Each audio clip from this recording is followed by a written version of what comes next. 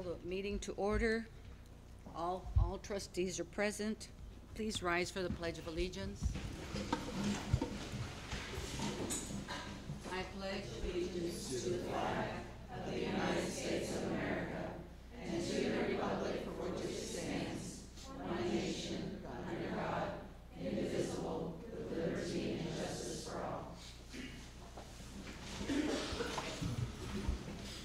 Item 4, election of school board officers. Ms. Cantu. I don't know if you needed to be recognized or not. Yes. Okay. Thank you, Ms. Cantu.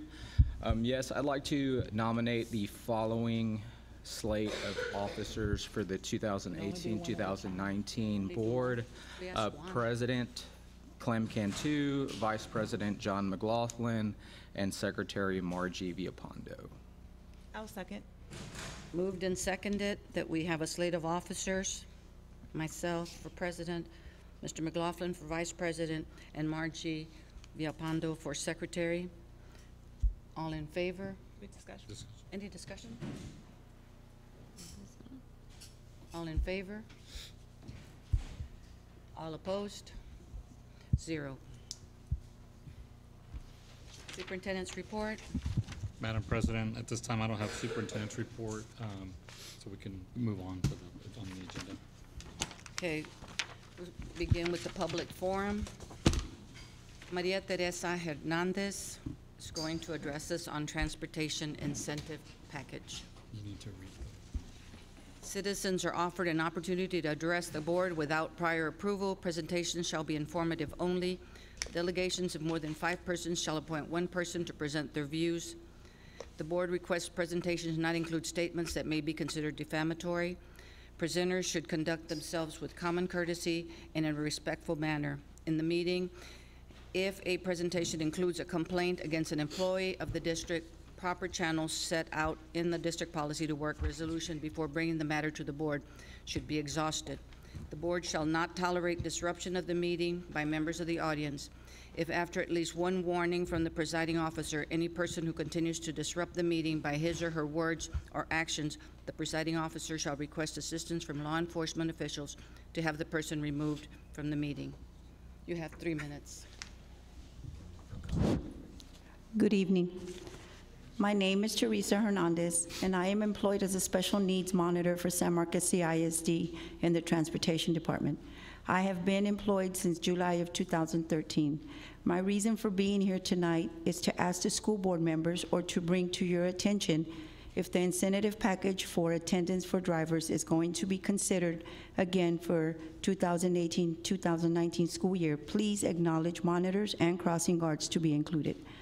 As a monitor, we are required to follow rules and regulations to meet the child's needs.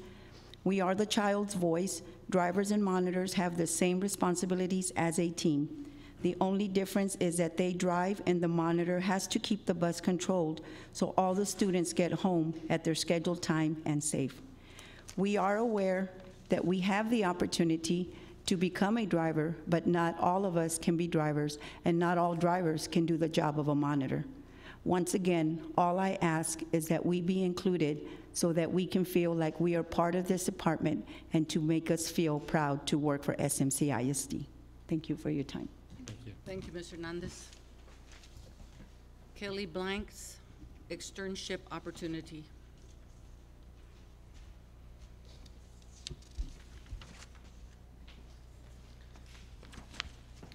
Good evening, board members and Superintendent Cordona. My name is Kelly Blanks. I am a 7th grade ELA teacher at Miller Middle School. I teach, co-teach, and resource. This is Georgie Courtney. She is also a teacher at Miller Middle School. This previous year, she taught 7th grade ELA. Next year, she'll be our sim coach. We are here to address an opportunity we were given from San Marcos Consolidated Independent School District and the San Marcos Chamber of Commerce. This allowed teachers to spend 3 days working in the community, building relationships within the community, and allowing community businesses to have input on applicable skills and soft skills. Some of the skills that our businesses felt we needed to address were teamwork, problem solving, pride in work, follow through, work ethic, and meeting deadlines. Part of our responsibility in the externship program was we'd go to work 3 days, then we build lesson plans and deliver the lesson. Ms. Courtney and I decided to do a different approach. We did a unit. We did all year. We're seventh grade, we write all year, and as all ELA teachers do.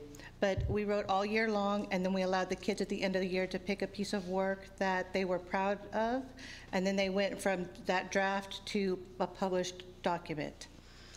Within that unit, we incorporated the soft skills that I've already addressed. So tonight, we would like to present you with a copy of our students' work. It is called Voices because we want our students to know their voices are important. We thank you for the externship program that was given to us, the opportunity. Thank you for putting students first, and thank you for your hard work in our district and our community. Thank you. Thank you.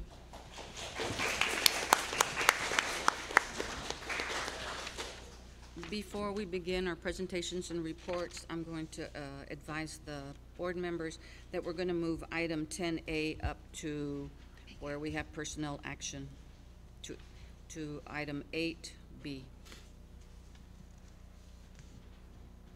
Ready for presentation by the General Counsel regarding method of electing school board trustees. Oh, you don't. Kill it. Sure. Okay.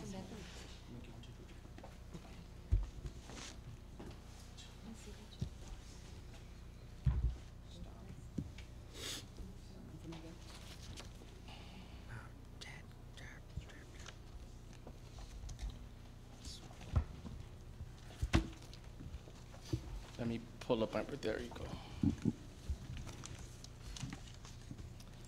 All right, good evening, Juan Cruz for the record. I'm gonna just talk real briefly about redistricting of board positions, and what this is obviously what we have in place right now in terms of electing trustees and what maybe you can do in the future if there's a majority of the board that wants to move in that direction. So as you know, right now you have a single 7-member board of trustees elected. 5 are elected from single-member districts and 2 at large. You do have a court order that is in your packet. We're going to review that in just a bit. That talks about the length of term for a trustee, which is 3 years. And under the state of Texas law, you can have trustees elected up to 4 years. But in this case, you have a court order that says you elect trustees every 3 years. So what do you have coming up? You have the at-large positions in 2018. You have 2 in 2019, districts 4 and 5 run, and in 2020, 1, 2, and 3 run. So again, all board members serve 3-year terms according to the agreed court order. Interestingly, in doing research and preparation for this in 2011, those of you that were here, the board considered this, at least that was reported in a local newspaper. Didn't go anywhere, obviously, because we have a 5-2 method of electing board members, but this is something that had been on the table back in 2011. So if you want to move forward and want to change this, then this is what the law says. The board, on its own motion, may order that trustees be elected from single-member districts, or that no fewer than 70% of the members of the board be elected from single-member districts, and the remaining are elected at large. What does this mean? You can have basically a 5-2 plan, which is what you have right now. You can have 6 board members from single members and 1 at large, or you can have a 7-0 where all board members are elected from single-member districts. So if the board says, well, we want to go to 6-1 or 7-0, the board, what's the first step? Procedurally, you divide the districts into the appropriate number of trustee districts and shall number each district based upon the number of members of the board.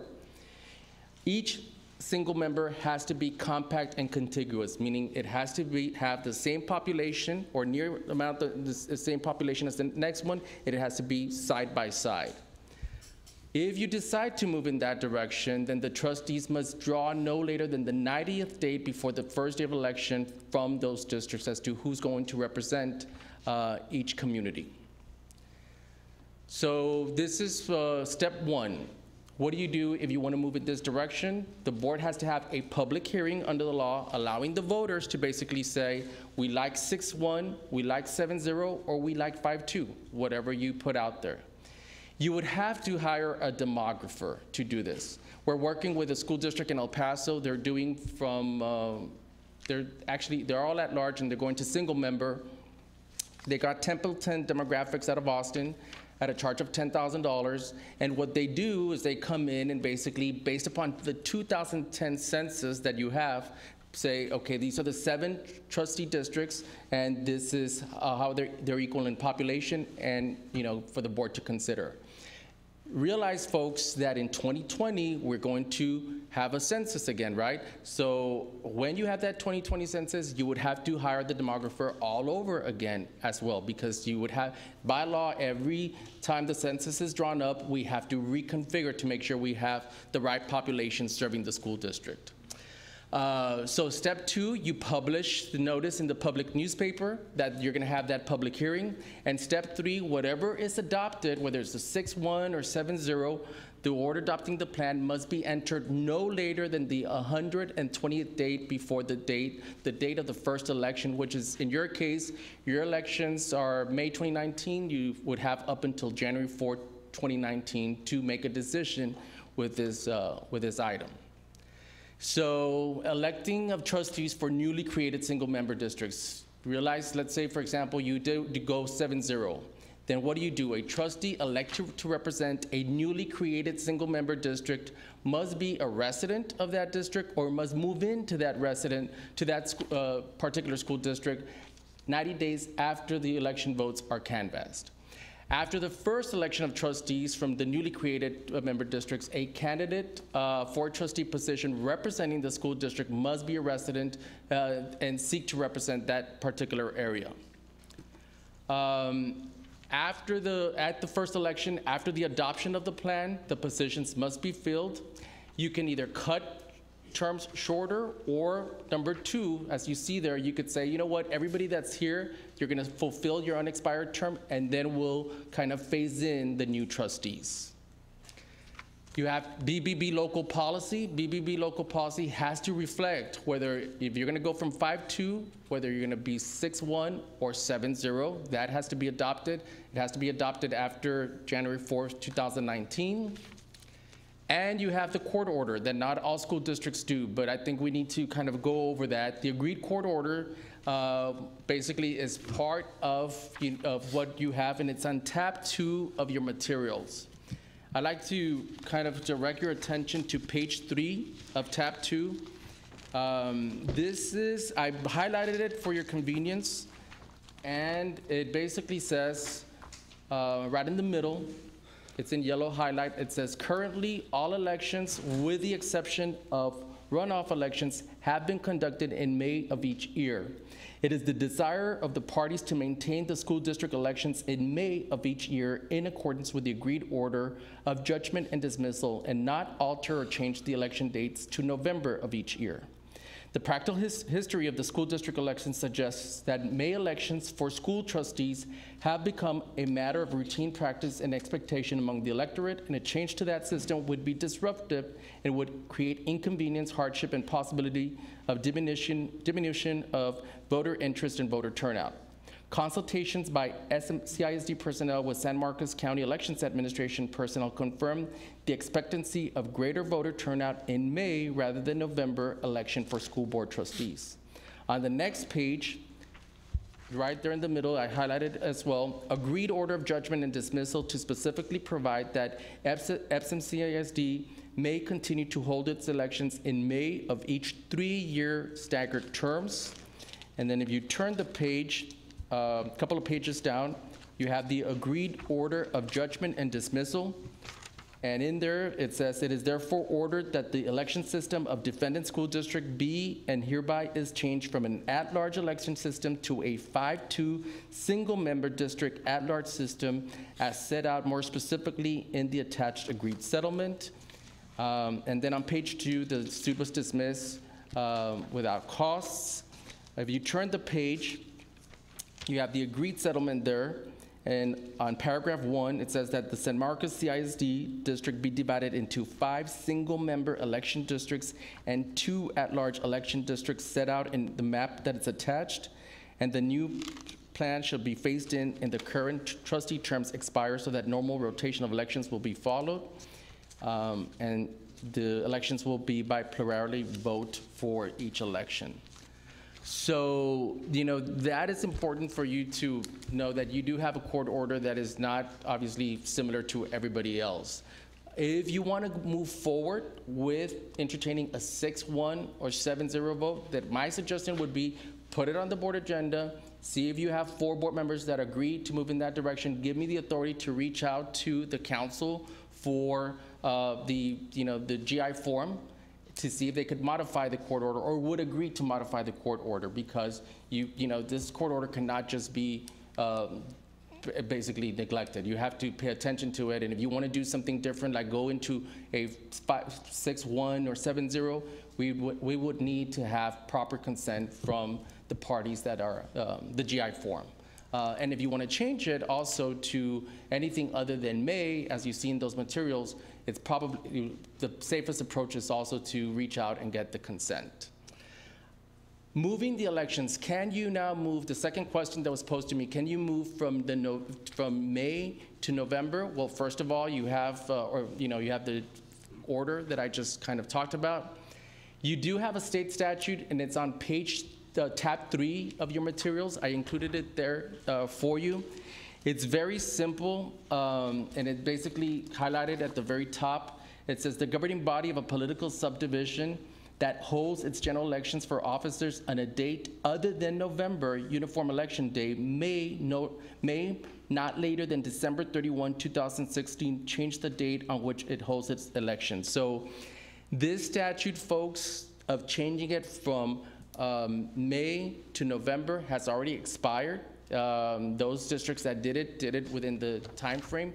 If you want to do it now, my suggestion is there's always legislators looking for change in law. You have a deadline to pre-file bills on November 12th, 2018 coming up.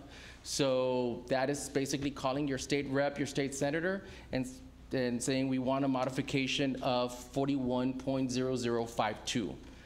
You would have to start there in order to be able to do it. So you got the court order in place, and then you have this statute that you would also have to lobby to change as well. Instead of December 31, 2016, you'd say give us until December 31, 2020, something to that effect.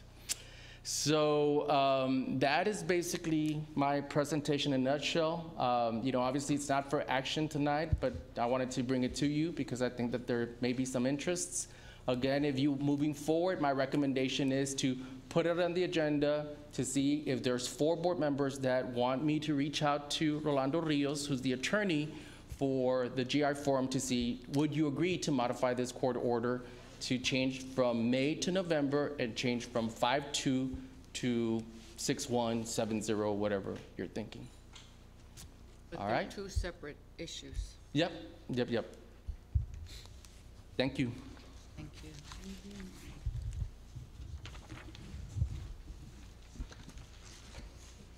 Andrew?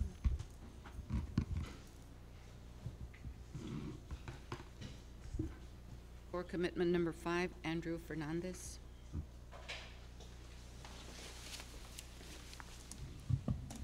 Put my jacket on. Yeah. So good evening, Board of Trustees. Andrew Fernandez, Executive Director of Communications, and I will be presenting on core commitment number 5, community. So the first thing I want to talk about are the key additions that we added this past school year. So we had a facelift to our district website. So if you look on the top left, that's our new and improved district website. More user-friendly, more appealing to parents, to staff, and to the community. The next thing we did was launch a district app. So if parents weren't able to get to the district website, we wanted to make it as easy as possible to get information to our community. So we added a district app, which was advertised. That's the advertisement we put in the newspaper. In the middle, we have the Rattler Tour. So in order to bring staff members, teachers to San Marcos, our HR department, they always go out and recruit every year. But I figured, hey, why not put a name to it? So we did a Rattler Tour. I won't I told Mr. Duvall how I came up with the idea, and he kind of shook his head. So I don't know if I should tell you, but so the reason I got this idea, Justin Timberlake announced his tour schedule, and my wife's a big Justin Timberlake fan, so I was like, Justin Timberlake tour, Rattler tour, it just had a good feel to it. So I was like, worth a shot, and we did a hashtag all summer long to promote the Rattler tour, and I want to kudos to HR, but the Rattler tour was a great idea. We also did our first district promotional video, and that was a huge hit. We pushed that out at the state of the city, state of the district, and there was tears, and I think you define a good video based on how many tears are in the audience. So I thought it was successful. Some more key additions were the brand book. So we wanted to be more consistent with our branding. So for example, the slideshow that we put together in our PowerPoint, if you notice, all of our presentations tonight will have the same branding. On the very bottom, you see the core commitments. That's our motivation every single day. That's every single decision we make should be made around our core commitments. We also added Instagram. I know that may not seem like a huge deal, but that's where our kids get their information. We had Facebook and Twitter before I got here, but we added Instagram to appeal to our students. And that's the whole thing about community, is appealing to every single aspect of our community, our students, our staff, our parents.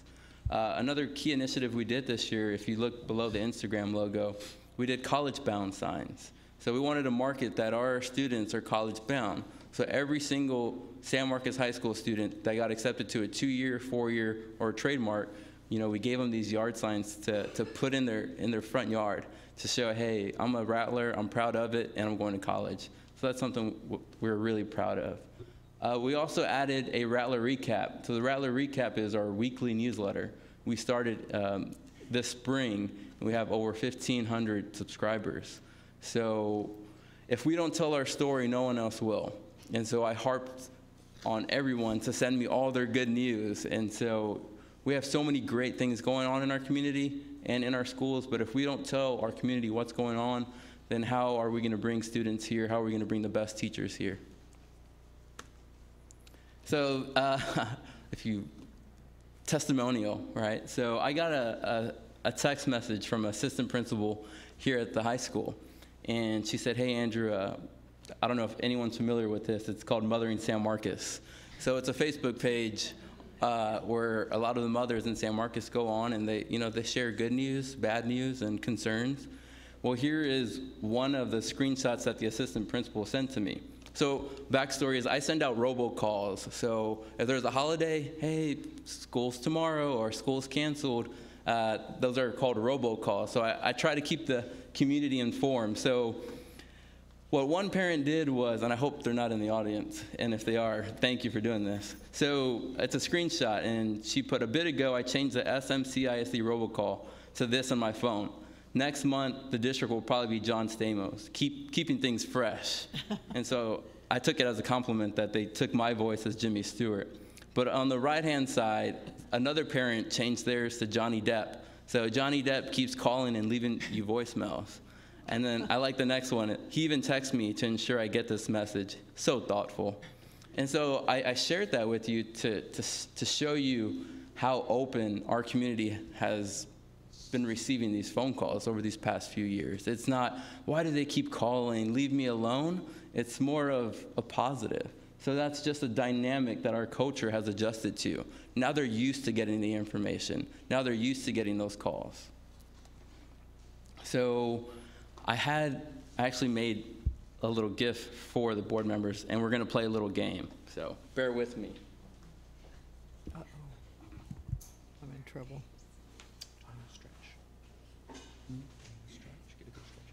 No, just keep your hands loose. Okay. I don't think you'll tear muscles.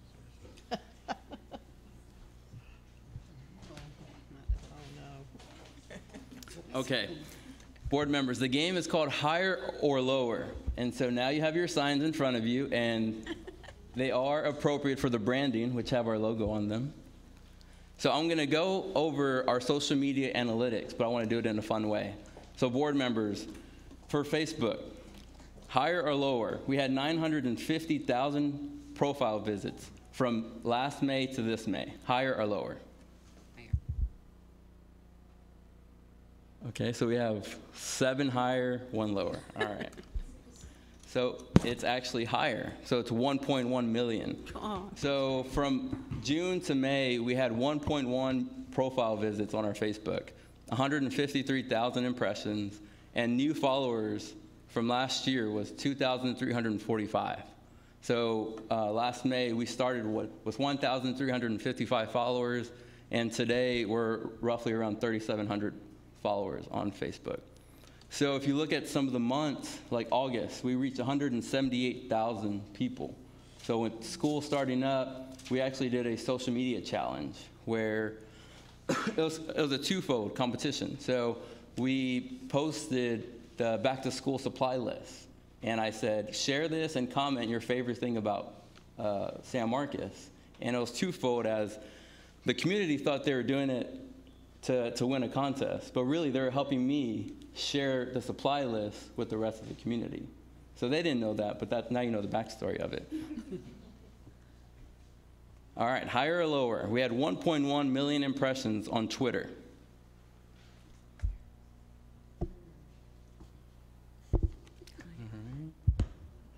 So we have in between. We had 1.3 million impressions on Twitter last year. So we had over 74,000 profile visits, 1.3 million impressions. And so when I started in the district, our Twitter followers was 37. And just in this school year alone, we bumped it up to 1,398. And the analytics are to show you that people trust our social media, that they know they can go to our social media to get a trusted source and quality information, where that may not have been the case. So Instagram, 210 followers. And don't check the Instagram, no cheating. There we go, I think everyone caught on. Kids. All right, so we have 220 followers. Woohoo! And a goal of mine is to keep improving that over the next school year. All right, so our old website from May 2015 to May 2016, we had 192,000 page views. So with our new website, new and improved, higher or lower page views. Oh. Oh, honey. We're still doing this, huh? All right, this is the last one. So it's higher. We had 612,000 page views within the past school year. So like I said, our social media, our website, it shows that our pages are quality information, and they trust us. Our community trusts us to get information. So what are we doing? We're communicating with the community better than ever. For example, we had an opening for our Travis Elementary principal, and we opened a survey up to get information from parents, from Travis Elementary parents. So we wanted to know, what are you looking for in a principal? And then we opened it up to our staff as well. What are you looking for in a principal? We want to get this right for you. You're the one that has to see this person every single day and work with them every single day. So we used that survey we shared that with our interview committee so that they know what the community's looking for, what staff is looking for in a principal. And then, like I said, we just did different sort of flyers, and we also want to thank some of our community members. For example, Dick's Classic Car Garage, they charged us, there was no fee for hosting our family math night. So tying in those relationships so that our students can learn beyond the classroom are relationships that we strive to grow on. Building culture. So from the very first day that staff was back on campus, we ordered purple shirts. We never had a district t-shirt. So when convocation came along, it was a sea of purple. So that just shows you, hey, we're in this together. We may be Travis, we may be Bonham, we may be the high school, but at the end of the day, we're a Rattler, we're purple, we're gonna work together. We had our first ever Spirit Stick, which Hernandez Elementary won this past year. And just to show that school pride. And then I kind of blurred out the top right because we even have board members dancing at convocation. Yeah. It's a community that everyone wants to be a part of. That's what we're building. So community coming together. The fact that we as a community could support someone like Calhoun County, we donated 2 trucks full of brand new materials, from diapers to shoes to clothes. When a community needed someone, they turned to San Marcos. And that speaks a lot to our community. The fact that we can come together for someone not 5 miles away, but hundreds miles away, that we can support them, that speaks a lot to our community. In San Marcos, we honor those who have served. Memorial Day, Veterans Day, we honor those who serve, and our students know that, and they respect that. And I think our veterans know that we respect them. Our first responders, they're a huge part of our community, and we open our doors to them, and we support them, we praise them. You know, the picture on the top left, so that's our baseball team. This past year, we had an officer killed in the line of duty. And so our baseball team actually made a jersey with Officer Copeland's last name on the back. So first round, baseball team won. Second round, it was a 3-game series. So they played, I think it was a Thursday. They didn't wear Officer Copeland's uniform, and they lost. And so they tried it out. They put Copeland's jersey on, and they won the first game of their doubleheader. But they lost the third game wearing the Copeland. That was their first loss in the Copeland jersey. So that just speaks to how we show our appreciation to our first responders, especially with school safety and the importance of that this past school year. Having someone like the San Marcos Police Department is just, it's an honor, and we're lucky to have them.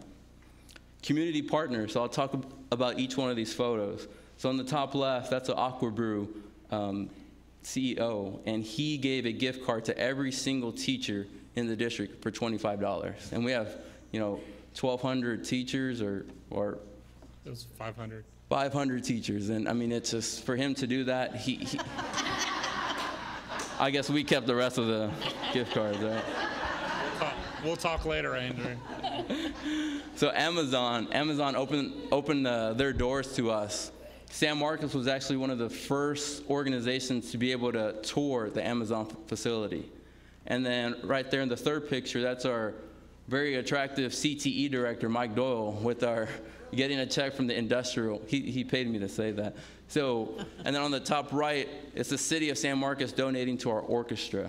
In the bottom left, it's our HEB reading. They set up an HEB buddy reading program at our elementary schools. We have CERT coming to help us with certifications, CTMC giving out scholarships, and Tanger Outlets giving out scholarships because they know the impact they make in our schools. So community partners, there's not a slide big enough to include all of our community partners, but I'm going to do my best to try to touch a few of them. So on the very top left, A+ Federal Credit Union. They held a Mad City Money, where middle school students, they're given an amount of money and they have to buy a house and buy insurance, and then they're tempted to buy fancy vacations. So they're learning, money management at a very young age. Moving to the right, our STEM fair. So yes, it's on the district property, but really it's put on by volunteers in the community, like Jason Mott, Mr. Rios. The fact that we have volunteers to put on a whole STEM fair for our students, where else can you find that? On the right side, we have to mention Texas State. The football team, they came and read to our students during Dr. Seuss Week. Rack Room Shoes, they gave that's our parent liaison at Miller Middle School, and gave her a gift card to buy shoes for students in need. On the left, bottom left, that's at the Price Center. So they actually hosted an etiquette luncheon for our elementary female students. Young ladies, the fact that our Price Center is taking the time to show our young ladies how to be young adults. So Mike, there's not enough I can say about, Batman Book Mike. That's what the kids call him. He's donated over 5,000 books to elementary kids in San Marcos. I mean, he has no reason to do that, but he does it. On the right next to Mike is our San Marcos Education Foundation Green Fashion Show. And then on the right-hand side, the very last picture on the bottom right, that's our San Marcos Public Library. They host puppet shows at our elementary and bottom pre-K. We can't talk about the San Marcos community without mentioning the San Marcos Education Foundation. They're a pillar of our community. They're a pillar of our school district. Without them, we wouldn't be San Marcos. Up top left, they do teacher grants so that whatever the district is not funding in one particular year, the Education Foundation steps up and provides grants to make sure curriculum is still innovative. On the right is a skeet shoot. You know, I'm from a district where we did golf tournaments, but when you're in San Marcos, you do it the San Marcos way, and that's a skeet shoot, you know? And then on the bottom right, distinguished alum, what a unique event. So not only do they recognize the top 10% of students, they ask the top 10% of students to recognize their favorite teacher. And it's just a remarkable event. The bottom left is, again, the green fashion show. And I asked them to pose in their motto poses because they served as models that day. So that's their poses as models. So some of them need to stick to teaching, but hey, they're giving it a shot. So community involvement. I can't talk about community involvement without mentioning the top two pictures on the left-hand side. And that's, you know, Ben Grijalva and Dr. Valadez. They are huge, huge supporters of our district. I mean, they're district employees, but they're just huge fans of the district. You know, they work constantly to meet the needs of our parents. And, you know, those two, they may not get the recognition they deserve, but I want them to know that this is the recognition they do deserve. The man in the middle, so that's our mom-making class. And he was actually the only male in the class, so he asked me for help. And I was like, you know what, I'm gonna put you somewhere. So I wish he was here so he can see that picture. The picture to the right of that, there's a parent. He's pretending to launch a rocket. I mean, we have parents who are just willing to be a part of their students' lives. On the right-hand side, Ms. Zunker, she's reading to our students.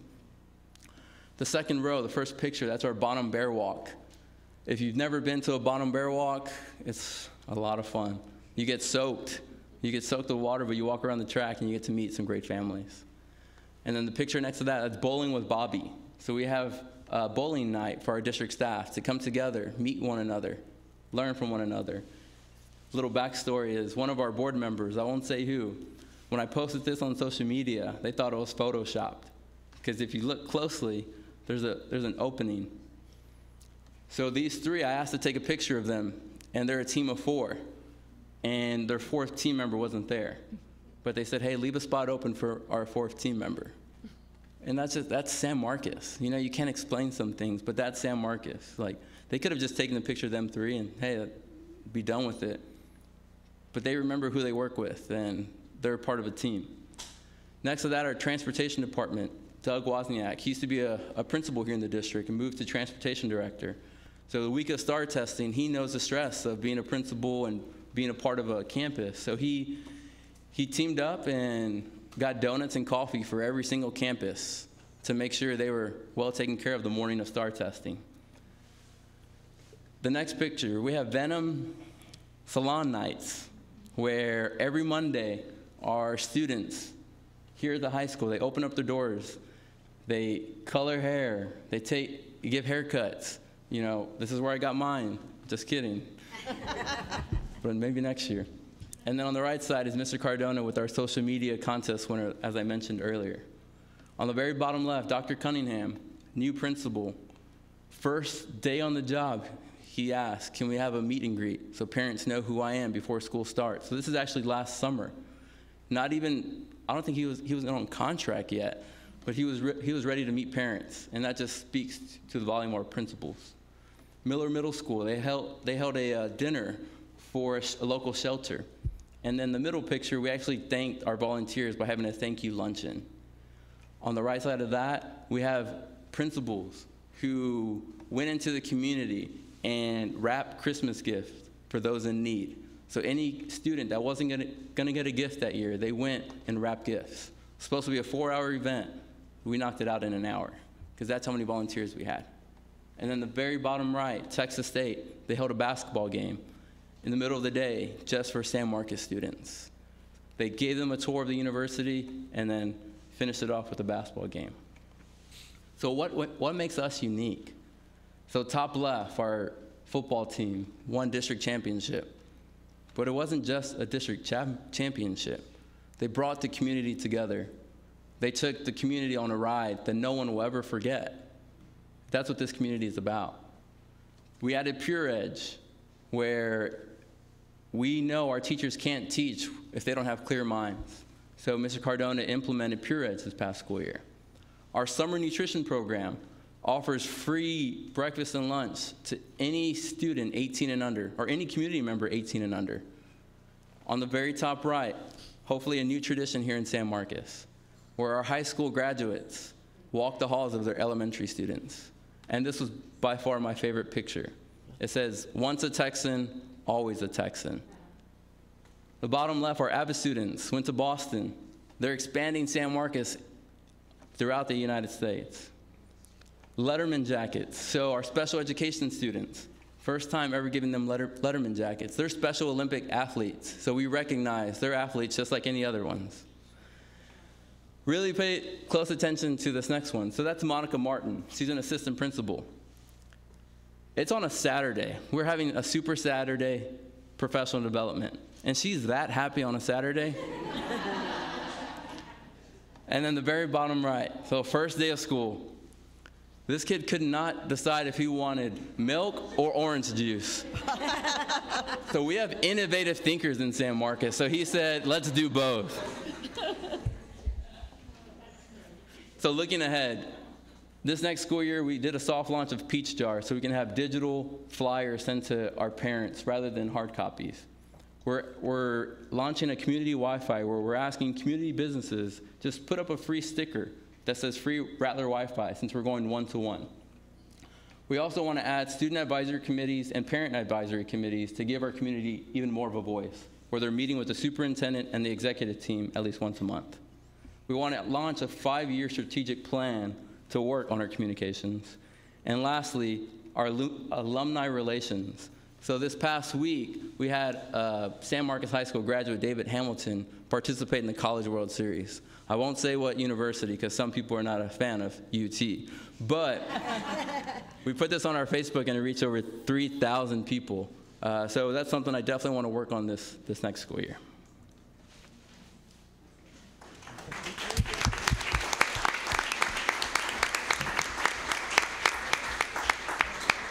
Thank you, Mr. Fernandez.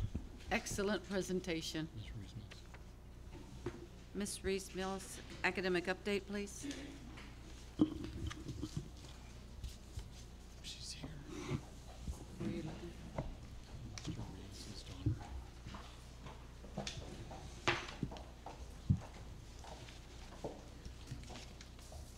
Do you have the clock?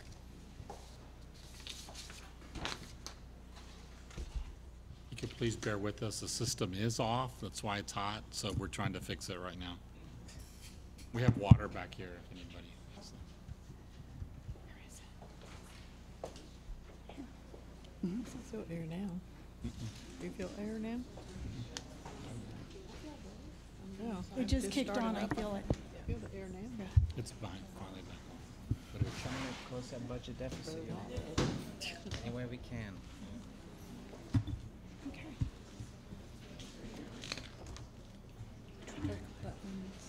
The green one's the laser. Okay, I just need the one. Okay. Come a long way, Ann. Good evening, Board of Trustees. I'm Monica Ruiz-Mills, Assistant Superintendent for Teaching, Learning, and Assessments. And I am Laura Hernsberger, Senior Manager of Data and Information Analysis. tonight we'll be presenting our Spring 2018 STAR EOC results. This includes all students. It's just a review of the test scores that occurred this past spring, where the accountability presentation in August will be only those students that were here enrolled in the district on snapshot date, which was October 27th of 2017. And the accountability, as you recall, has changed, and so the August presentation will have Domain 1, which is student achievement, Domain 2, which is school progress, and Domain 3, which is closing the gaps. We have our core commitments where we focus on student performance, which will be this presentation. Again, the STAR EOC was given this past spring, and it was the STAR exam for 3rd through 8th grade students, with the end of course exams for students that were enrolled in Algebra, English 1, English 2, and biology and U.S. history. And then, of course, we had the 5th and 8th grade exams that are used for SSI, which is a Student Success Initiative. And then we have the math and the EOC results. Those are the reading and math EOC results are usually the ones that arrive first. So just a little bit of background information with the Student Success Initiative. As you recall, there were some issues with state testing across. There were over 100,445 students that were impacted, which was 30,000 more than anticipated by Commissioner Morath. We had 626 students impacted. The scores that you're going to see still have every student in those scores. They have not been taken out, but campuses were given that information on how to proceed with the students that were affected. The commissioner said that students that were affected did not have to take the SSI retest, but we have offered them still time to come to the SSI camp and take the test if necessary. When we get the accountability results in August, they're going to run them two ways. They're going to run them with the students impacted, and then they'll take those students out. And so those will be the two ways, and then whatever gives us the highest score will be what is used in our accountability. So the first slide, hopefully you can see it, because I can't, so I have my copy. The first slide right here shows our end of course exams. You have from 2017 approaches to the 2018 approaches. You also have the 2017 N, that's for number of students that took the test, and then the 2018 number of students. As we go through that very quickly, if you look at Algebra 1, in 2017 we were at 66.95%. This time we're at 74.37, which is an 8-point gain. English 1 was at 51, and then in 2018 we were at 54. That's a 3-point gain. English 2 was 51 to 55, again a 4-point gain. Biology was an 80 to an 82, that's a 2-point gain. And then history was 86 to 89, which is a 3-point gain. This is all of the students that took these tests in the spring, and it included the retesters. So those are the students that had taken the test previously but had not passed, were also included here.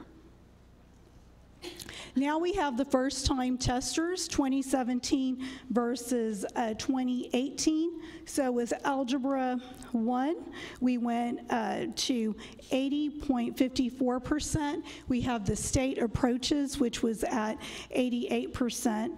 We have English 1 at 65.31 with 71% at the state average, and then 66.34 for English 2 with the state average at 75%. And then 2018 biology, 85.31 was 90% was the state average, and then U.S. history was 90.58 and the state average was 93%. So Monica, we're still below the state approaches. Yes, but what's the trend here? If you look at 2017 to 2018, you see growth. You see growth going from those test scores in 2017 to 2018. So the next question is, how do we address this situation? How do we improve the student outcomes? So we stick to the plan. We've implemented the TEACS resources. We're going to continue utilizing that with Fidelity. We're adding the curriculum mapping and the scope and sequence. We're continuing with rigorous professional learning for our teachers to increase and improve the student outcomes. We have AVID that touches over 100 students in the district, and now that we're going to an AVID K through 12 district, we're going to be able to utilize that and touch all students through those AVID strategies in all content areas. We have Gear Up, which started with 7th grade right now. They'll be focusing on the 8th grade, so that's an entire grade level where we're doing algebra camps, we're bringing in coding, and we're really putting our programs into place to where we're reaching all of the student populations. The growth that we see here is really kudos to our teachers and forming and developing good, solid Tier 1 instruction. We've taken, groups and cohorts that had already had gaps, and we've started closing them as rapidly as we could with your support and bringing in the implementation of TEACS resources. This is just... Before you leave that slide, is the state approaches number you quote, is that the state approaches number for first-time test takers? First-time testers. First-time testers. So 2018 EOC results, this is just the same information, just a different way to look at it if you want to visualize it as a bar graph. Then you have the EOC results for first-time testers, same format as a bar graph.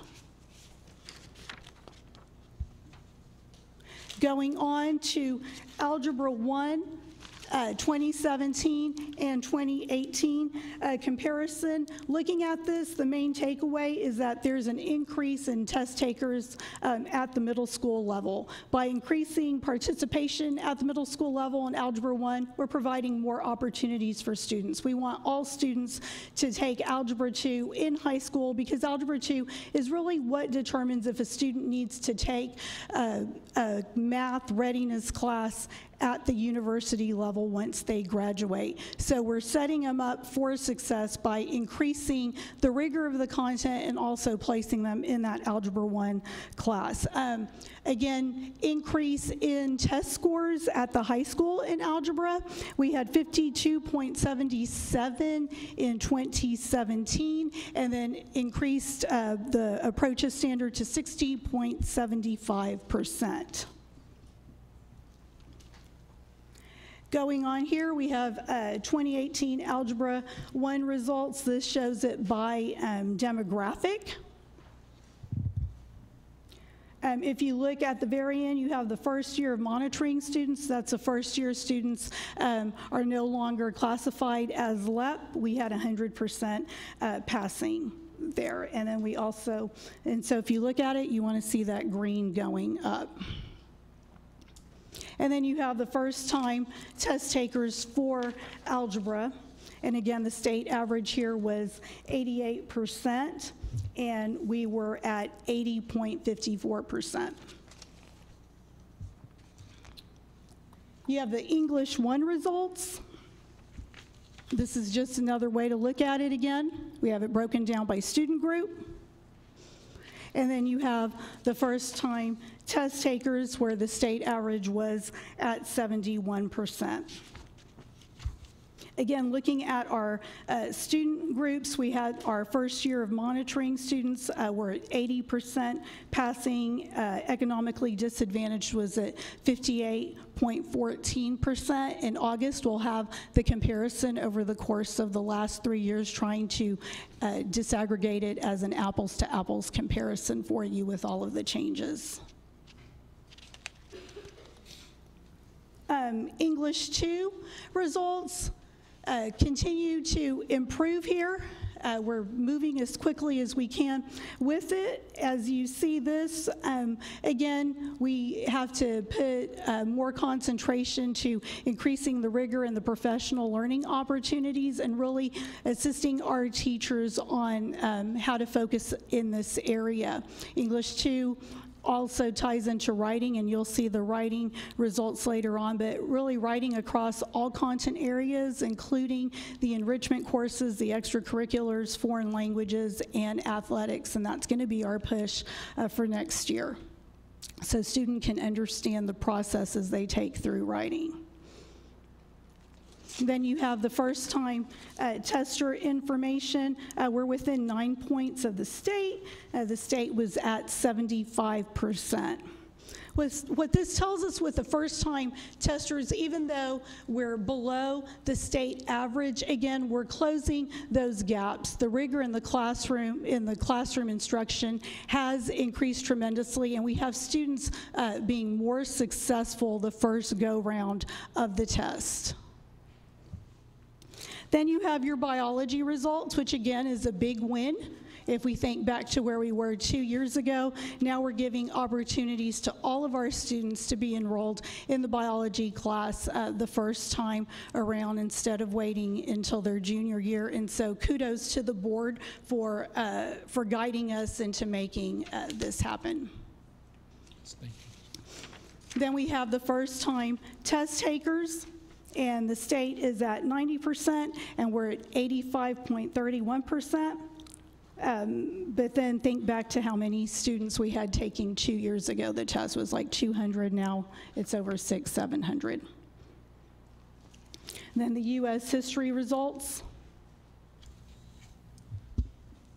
And then we have our first time test taker, which that is at 93%, and we're at 90.58%. So these are small victories.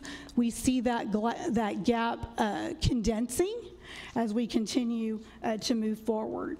Now we're going to look at this a little differently. I was talking to Mr. Barton. I was like, Mr. Barton, this is what I see. And he said, Monica, you need to change your thinking. And I was like, oh, yes, I do.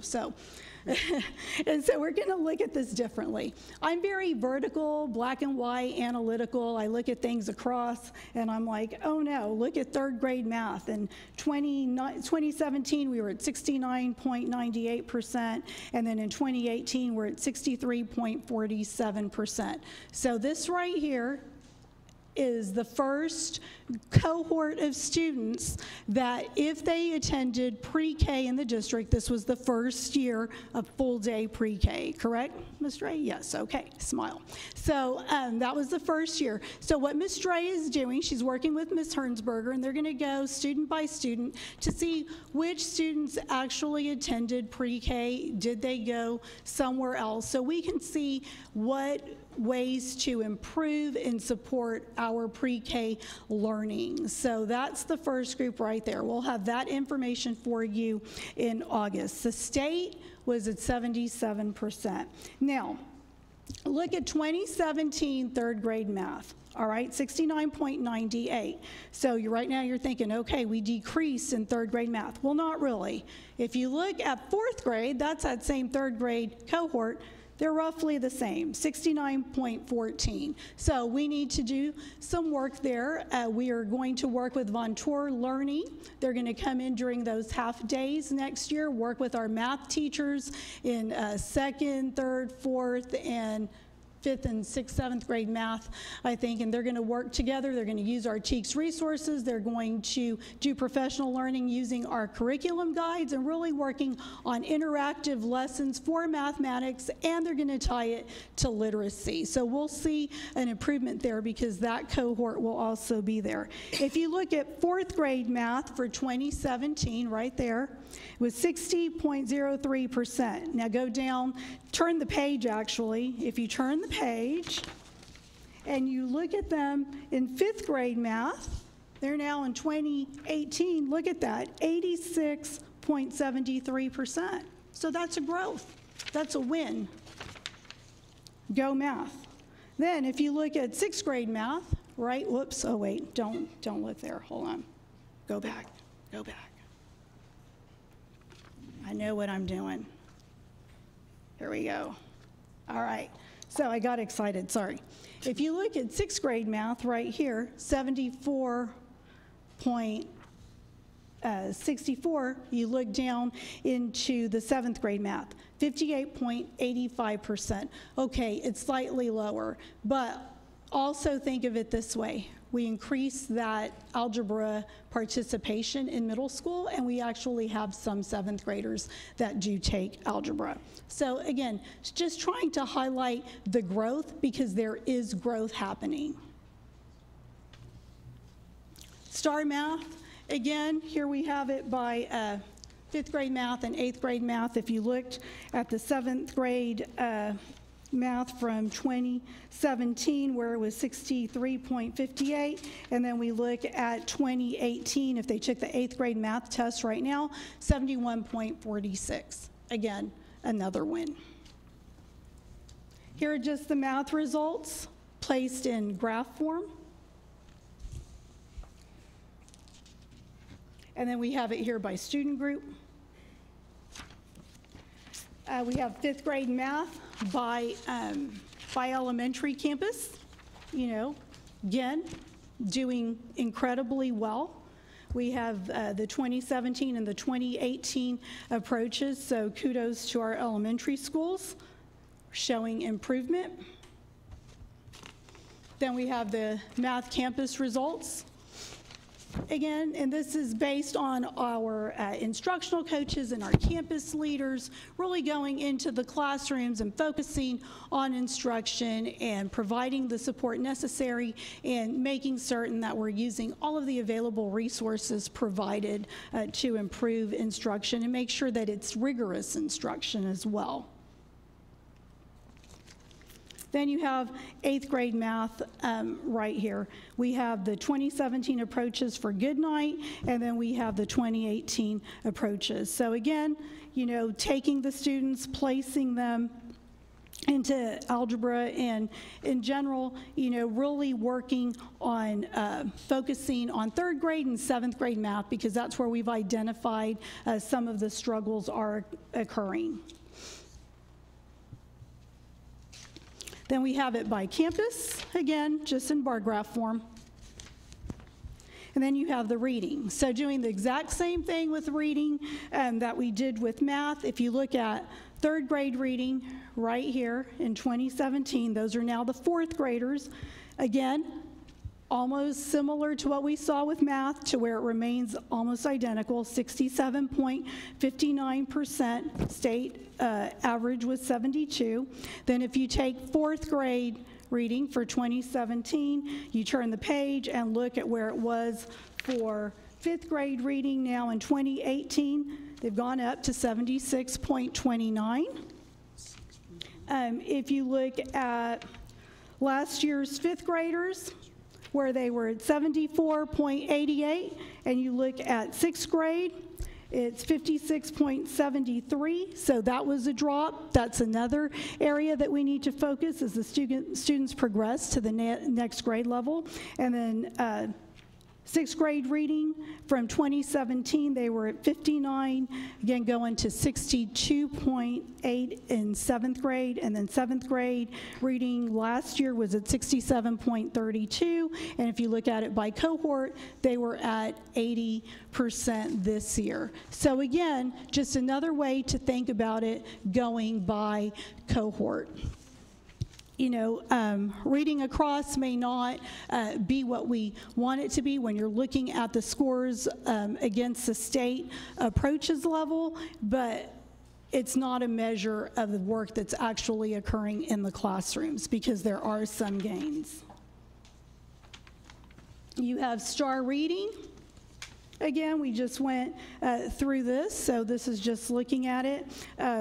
You have 78% for 5th grade reading. We were at 76%, and then the state approaches was at 76%, and then as a district, we were at 80%. Yay, go 8th grade reading. Another way, again, is just through the bar graphs. So you have this by student group. Then you have the 5th grade reading by campus. And again, state approaches was, what, 78%. And then we have it by campus in bar form. You have your 8th grade reading results.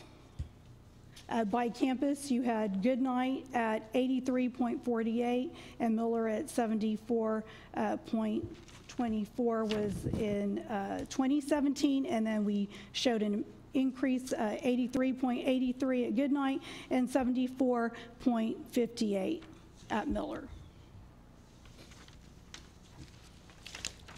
STAR writing.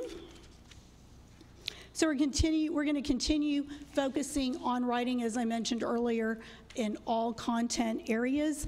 Writing you know, it's difficult, especially, you know, with our students that English with another English language learners. And so we're just going to continue improving on this practice, doing more of the writing workshops and writing across all content areas. We're going to continue, again, keeping with the plan, which is professional learning on how to integrate and implement the writing just across all content areas.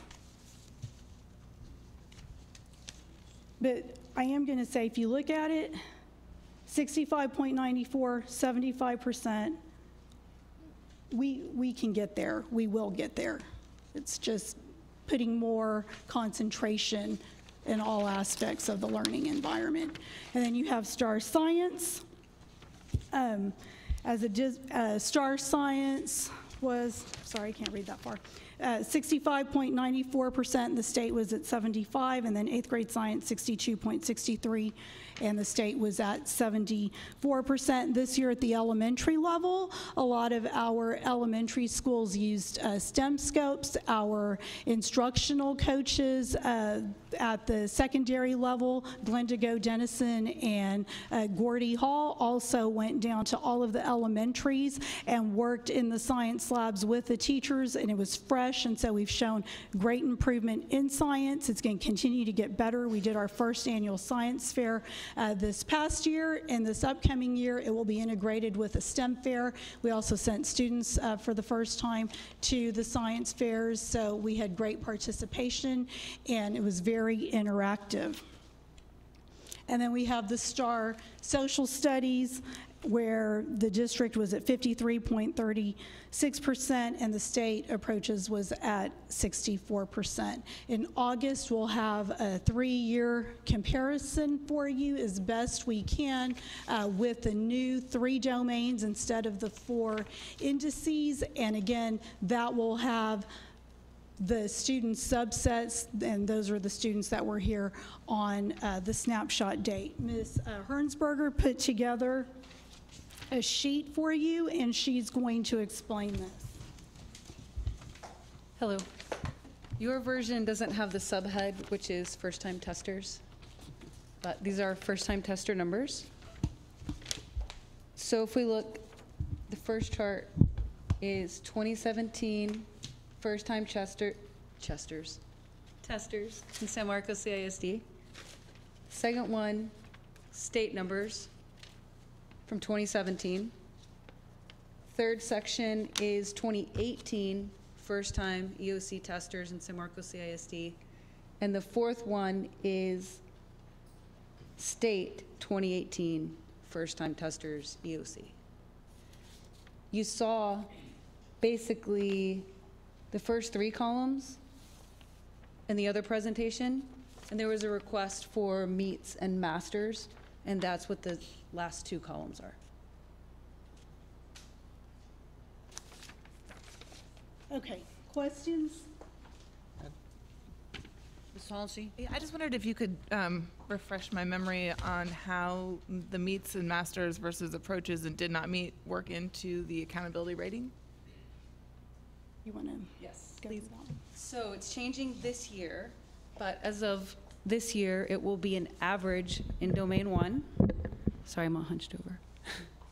So it'll be an average of approaches, meets, and masters will go toward our domain 1 score, and it will be part of the domain 3 score, which is closing the gaps, compared across various student groups.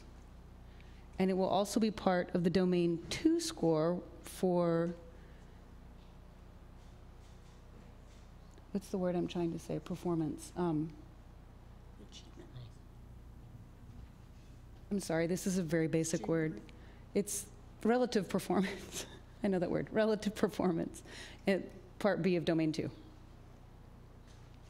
So domain 1 will be based on an average of those 3 Yes. categories. Okay, so Yes. will then the other 2, domain 2 and domain 3, also be averaged of Yes. those 3? Okay, thank you. Mr. McLaughlin?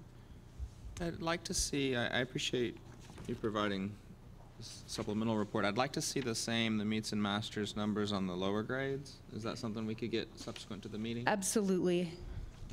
They really tell a pretty positive tale. If you look at the growth in English 2, biology, and U.S. history on the meets and masters, it's really even better looking than some of the growth on approaches. And long term, we need to get beyond approaches, obviously. I know it's baby steps, but I appreciate that. I still have some concerns. Writing generally, reading generally. I think I brought those up in the spring. So maybe when we get the final data, that will look better, I hope. But what about, you said stick to the plan, Mr. Ruiz-Mills. What specifically about the plan is addressing growth in the meets and masters performance numbers?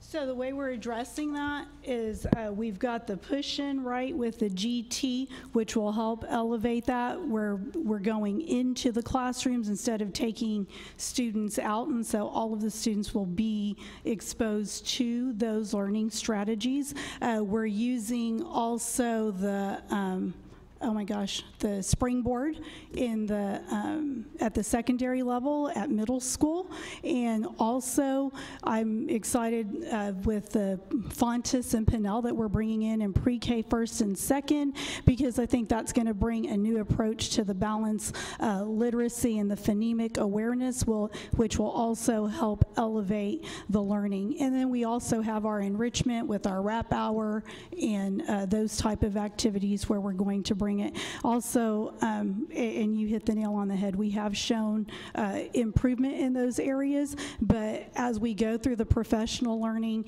and our teachers continue to really develop and enhance their content knowledge, that's going to also help increase and improve those scores as well.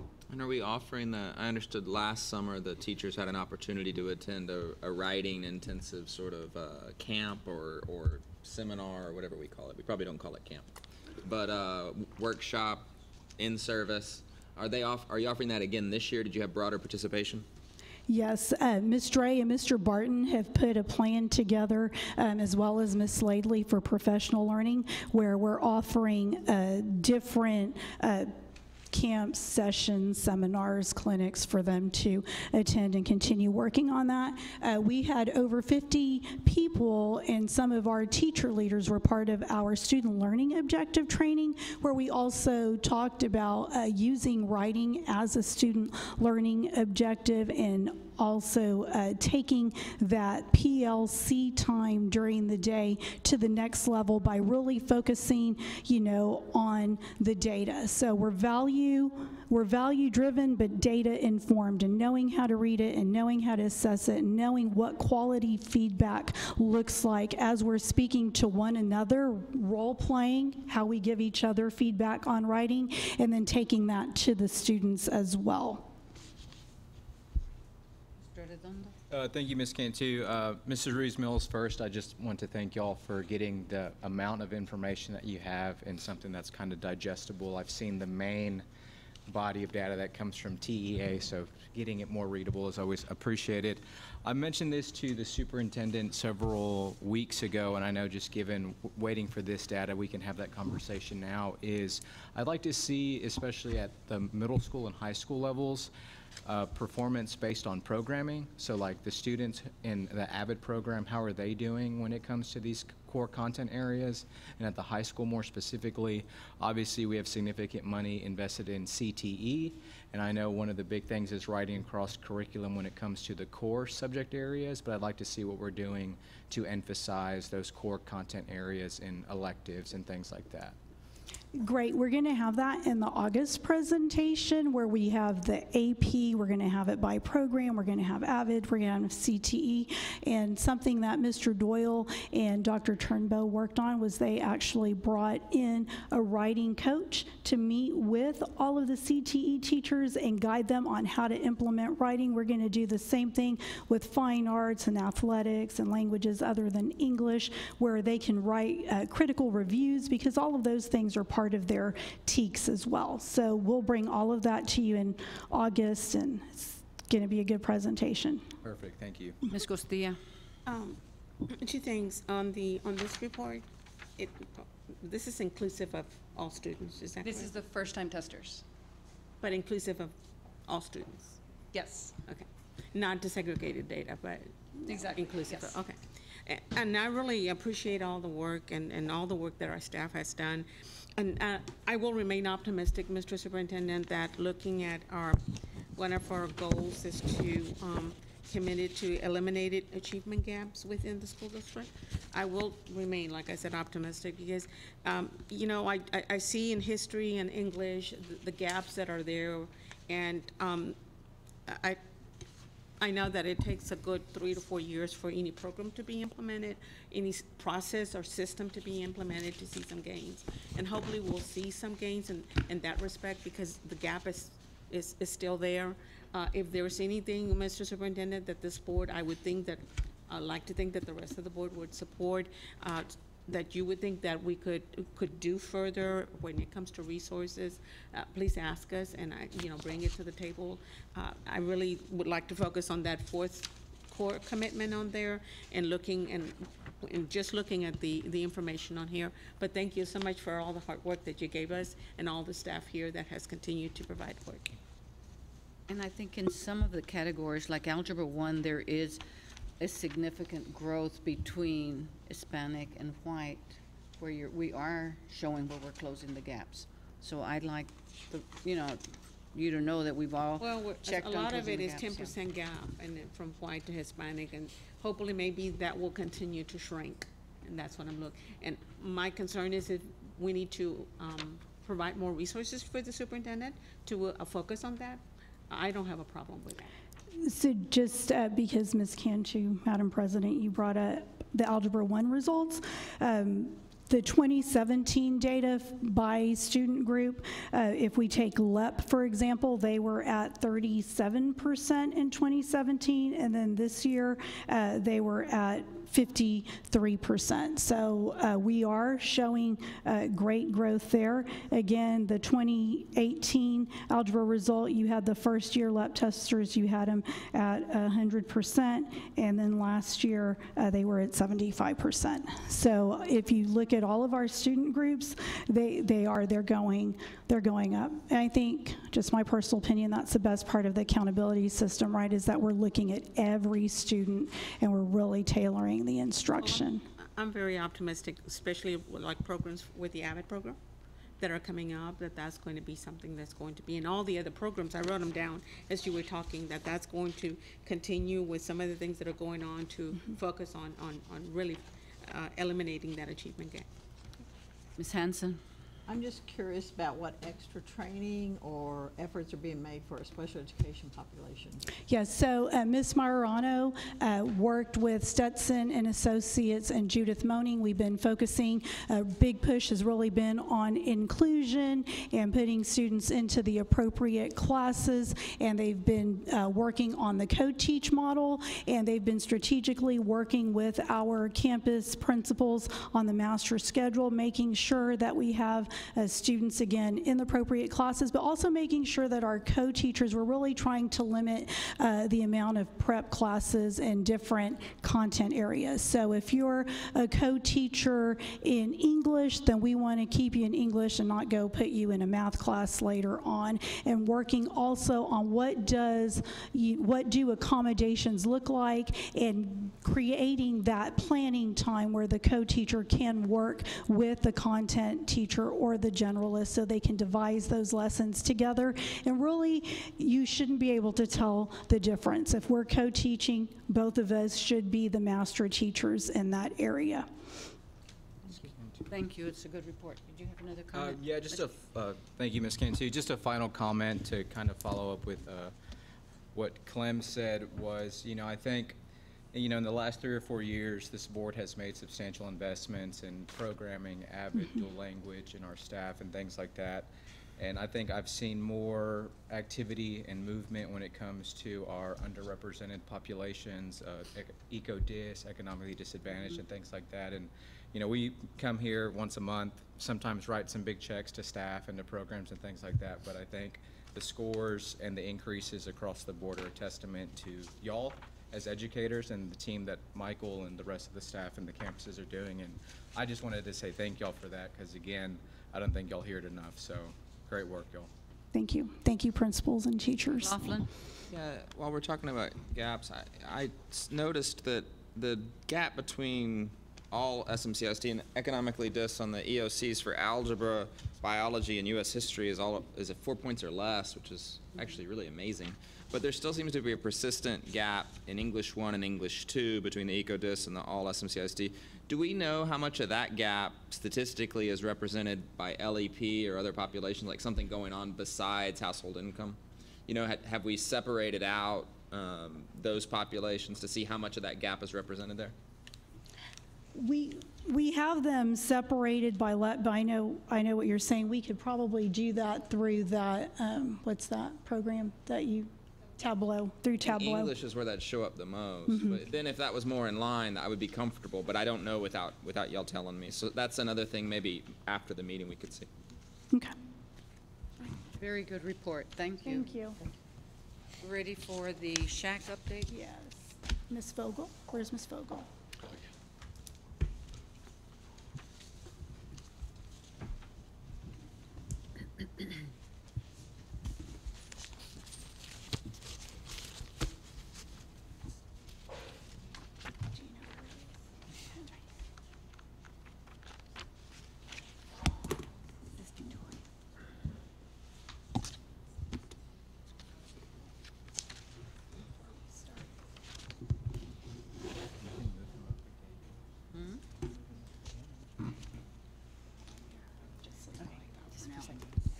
So stand right over here, Miss Victoria, so I can introduce you.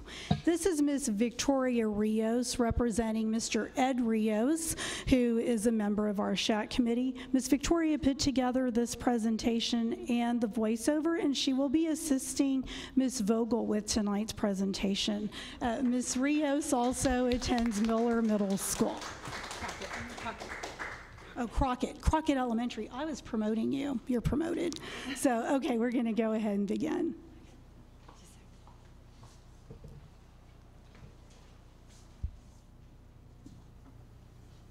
Hi, my name is Victoria Rios. I'm going into the 5th grade at Crockett Elementary School. This evening, I will present the recommendation for the SHAC term of service schedule. There are 3 objectives that will be achieved with this recommendation. The first objective is to appoint a SHAC that includes members representing all of SMCISD. Second, we want our SHAC membership to be a total of 21 members. And finally, we recommend appointing half of the SHAC membership each year. The recommended solution can be seen here in this table. Let's walk through how this recommendation will work. The 7 in the new column means something. So let's explain a couple things first. The number 7 represents how many new SHAC members get appointed starting with the 2018-2019 school year. Remember, we want the SHAC members. I'm sorry. The number 7 represents how many new SHAC members get appointed starting with the 2018-2019 school year. Remember, we want the SHAC membership to represent all of our district. We have 7 board trustees today. Each trustee gets to appoint 1 SHAC member from their own district. An at-large board trustee can appoint a member of their choosing from anywhere in the district. See, we just met our first objective. Appoint a SHAC that is representative of the district to include members from all across SMCIC. There are other members we need on the SHAC. These are at-large appointments. Remember, we want to get our SHAC membership to a total of 21 members, which is our second objective. To meet our third objective, the school board will need to appoint 10 members in 1 year and 11 members in the next year, continuing the rotation indefinitely. In the recommendation, the years that 11 members are appointed, 7 will come from the individual trustee districts and 4 will be at large. At-large appointments can come from the school district, other community members, our business community, grandparents, etc. On the years that 10 members are appointed, 7 will come from the individual trustee districts and 3 will be at large. All of the appointments will serve a 2-year term. Now let's walk through how the recommendation will achieve objective 2 and 3.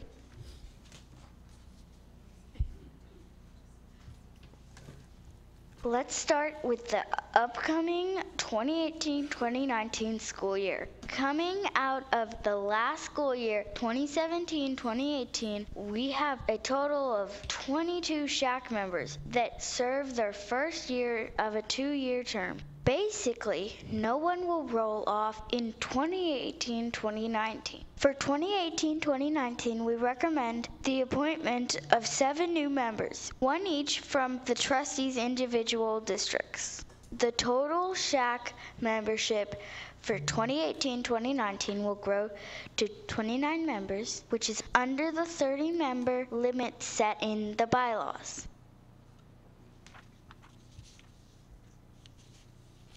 In year 2, which is the 2019-2020 school year, there is more activity. The 22 SHAC members from the 2017-2018 school year will have completed their second year and their term is over. They will roll off. The 7 SHAC members appointed in 2018-2019 will carry over and serve their second year. Just as before, the school board trustees will appoint 7 new SHAC members, 1 from each of their individual districts. The school board will then appoint 7 more members for a total of 14 new SHAC members. These can come from anywhere in the district. 3 members of the second set of 7 will serve the regular 2-year term and 4 will serve the special 1-year term. It may sound confusing, but basically, out of the 14 new SHAC members appointed, 10 will serve a regular 2-year term and 4 will serve a special 1-year term.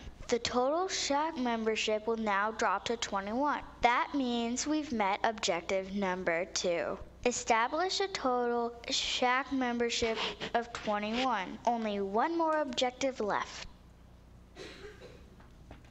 In the 3rd year, which is 2020 to 2021, things will start to normalize. 11 SHAC members will roll up. 7 from the 2018-2019 school year, along with the 4 appointed in 2019-2020 to a special 1-year term. Since this is an even year, 7 new SHAC members will be appointed by the trustees from their districts and 4 new SHAC appointees will be at large. The 10 SHAC members appointed in 2019-2020 will carry over and serve their second year. The total SHAC membership remains at 21. Since we turned over about half of the SHAC membership in this year, we have met our final objective. Appoint half of the SHAC each year. Mission accomplished. The 4th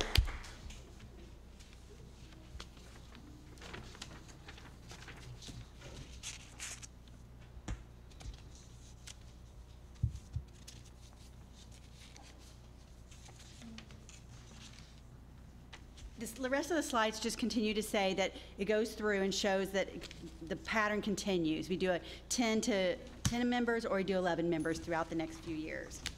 And we want to really thank Victoria. She really wanted to see what this project meant. Thank you so much. You did a great job. Oh yes, she wants you to see the last slide.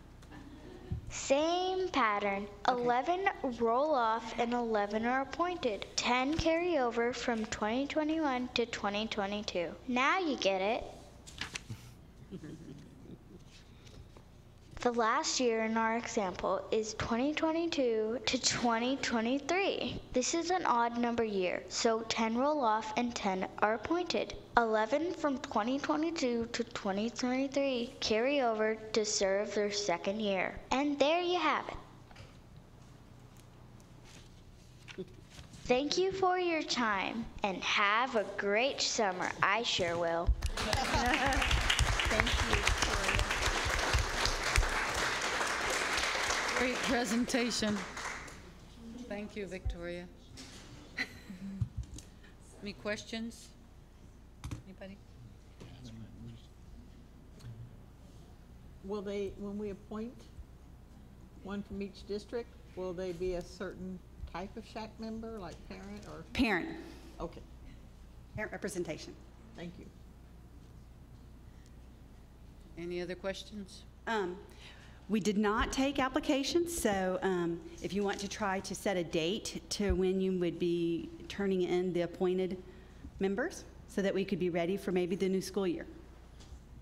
I'm not sure if I don't know that we're slated to take action. I don't know if we need to vote on this, but I think that this methodology makes a lot of sense to me. I appreciate the work that went into it. It seems like it will encourage a broad representation of people to participate, and also will have some measure of accountability, which I really like.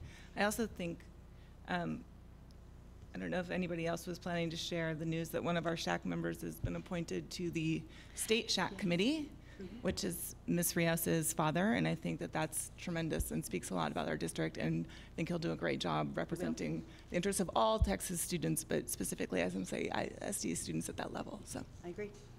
Ms. Costilla? Jennifer, when would the cycle start? I mean, at the beginning of the year, in the summer? We start with our first meeting in September. So the appointments would be made sometime in the summer to initiate the That is the correct. year, the We would like cycle to have in them. September. Yes. We could probably have names submitted for August, if that would be soon enough for you.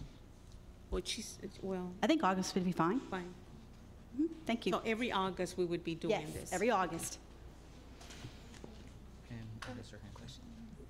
Ms. Halsey? Could we also continue the practice of advertising the application period broadly? Because I would be interested in speaking with community members who are interested in serving on, I can certainly reach out to people that I know, but I would also welcome conversations with anybody who's interested in serving. So I think if we could, that would be my preference, is to distribute that and publicize it as broadly as possible. Yes, we can modify the application, and then we can also work with Mr. Fernandez to get I it think out. we want to encourage more people to get Yes. involved. I think we've seen that this year, that it's been really great, at least from my perspective, and the more we can do that. So. Okay. Ms. Costilla? I think it would be better if, following up with Ms. Halsey, is advertising it maybe sometime after the year starts, Andrew, and maybe really sticking to a deadline for that purpose of that application for those parents. If you advertise it a lot more, your parents will eventually take an interest and submit a name or whatever, which would be. They should say, wait. Okay. For our purposes, they could contact us if they live in our district. Hey, I'm interested Good point. in doing this. I'm a parent. I've got a student in the school district. So, Mr. Redondo? thank you. I guess just a follow-up to Mrs. Costilla's comments, then, can then the district, I'd be in support of, I guess, Mrs. Costilla's suggestion is then can the district begin advertising that to parents for trustees to take into consideration before our August appointment deadline then? If that's the intent or the goal or the expectation? And when will we appoint the other, like, we're each gonna appoint one person, if I followed along, but there's 4 more, yeah? Is that something we're gonna do in August as well, or is that something we can open up and wait on these applications? I think we would do it in August too. They were thinking about considering having the head of nursing be appointed, the head of nutrition, some district-specific positions that really need to be a part of that SHAC to help with those services that work with the health and nutrition and safety of the students of the district. You mean the district staff? Or it could be a community member too. Okay. Mr. McLaughlin, may I? Ms. think in- Costilla? In the report, I think they mentioned like the 4 at large would be staff, sounds like, from what I read here. So, sounded to me, is that correct? That the- Yes, the it could be, at-large but we would be also do. Staff, people? I'm sorry, Ms. Castillo. We also have a pediatrician who's been very active in the shack, and we still feel like we might need that kind of liaison for other health issues whenever we work. So it may not necessarily always be a district employee. But that's something we're gonna decide in August? Is that what I'm Yes. hearing? Mhm. Okay. And this, right now, the staff attend the shack, right? They just are non-voting members? That's correct. Okay. Mr. Arredondo? I guess, wanted to ask a clarifying question then. Is the appointed shack committee member different than the other 4? It's the same voting privileges, correct? It's just, I guess, the mechanism is a little bit different? Yes. Okay, so the application for, say, the District 1 shack appointee for my seat, it would be the same application for whatever the 4 at-large one is? Correct. If they're not asking different questions, or there's not different No. responsibility? So if Mr. Fernandez starts communicating that there's applications available for, say, my shack committee appointment, then that could just be an entire pool of applicants to tap in August per whatever the board decides about the 4 at-large. Is that correct? I think what we can do with the application is put what district they live in, so we can filter it out by district. So District 1, 2, 3, et cetera. And then, like you said, it'll be pool 1, or a pool for District 1, a pool for District 2, and then we can go from there. Okay. Ms. Halsey? Yeah, I guess my question would be with the 4 appointments that are not coming from the board. I know some school districts have them such that the shack actually comes back and has taken applications or done, reached out to people to participate, and then the shack will come back and recommend to the board, we nominate this slate of candidates. I don't think that we've done that in the past, but I think, an argument could be made for that, or an argument could be made for the district would do it. But again, I think we need some rubric, some system for that 4. On the chance that we had 16, how would we narrow, and they all seemed qualified, how would we narrow that, right? So I think we looked at different policies from other school districts. We reached out to TASB to see what particular policies are in place to I guess, like vet committee members, and they recommended that we don't create a policy like that. All the other board committees are appointed by the board. So we wanted, Mr. Rios had the same mindset of creating this shack with the same process we do with all our other committees. So you would bring us potentially 16 applications for the 4 positions, and it would be up to the board to discern which of those 4. Correct, according to this process. Well, then if we're going to do that, we need some amount of time Right. to receive those prior to when we're expected to act. Last time it all went kind of fast, and, Correct. I would prefer to get it right in September than to rush it in August. Now, if we have applications we're ready to go, then I can be ready. But Do you have a date that you want to propose that you would like to have the application deadline set by? So that you can have them to review before the August board meeting? What's our agenda prep? We have an agenda prep probably scheduled for first part of August. If it's the first Monday of the month, it'd be August 6th. First Monday of the month. August 6th. 6? Would that be soon enough? Would that be We can make whatever the board, we can make it work however you guys see fit. I think August 6th is fine. I think the other aspect of it is then we'll have to decide on if we do a round robin appointment like the city council follows for making appointments to commissions, or how we're going to make that work in the way that's most fair. But I think it's eminently doable. I mean, I think we can actually open application, beginning next week if we want, close it in July, and then, give you all the applications the first week of August, and then hopefully have a committee set by the 1st of September. Is that the timeline that's doable for the board? Works for me. We'll Any try. other questions or comments? Thank you very much. Thank you. I think the board's going to Thank you, take. Victoria. Victoria, you did great. And Ms. Vogel. And Ms. Vogel, too. I like the little voice, the child's voice. Board's going to take a 8-minute break right now. It's probably 7, Can we do 7:45? Just to make it. okay, 7:45. We'll come back.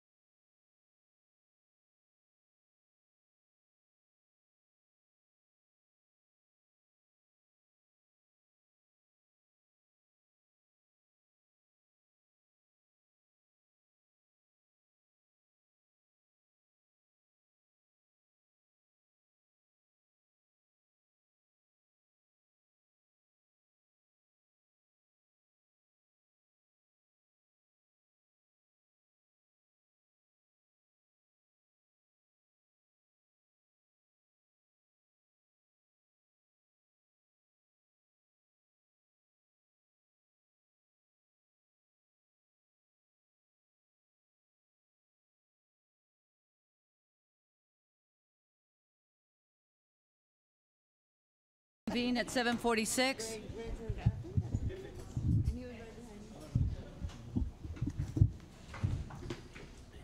Construction update. Good evening, board members. My name is Coleman Uresti. I'm from Perkins and Will. We're the architects for these upcoming projects, and I wanted to start with my same old boring slides here. Wanted to talk about the bond schedule overall, and then we'll talk about each one of the projects. Some of them we're varying in degrees of design, construction, so you're starting to see a lot of that development happen through this presentation here. Right now, we're still right on schedule. How many times I have to say that? I love it though. So really, we're right on top, right on schedule. I think really haven't run into any surprises yet. You know, little tiny ones here and there, but exactly not. We're doing really well right now. I think we've even accelerated the schedule with the Hernandez re-roof that was approved, so they'll be starting on construction on that extremely soon. And then we're you know, designing on Crockett and Miller, and then we'll start Goodnight and Days of Allah here in just a couple of months here.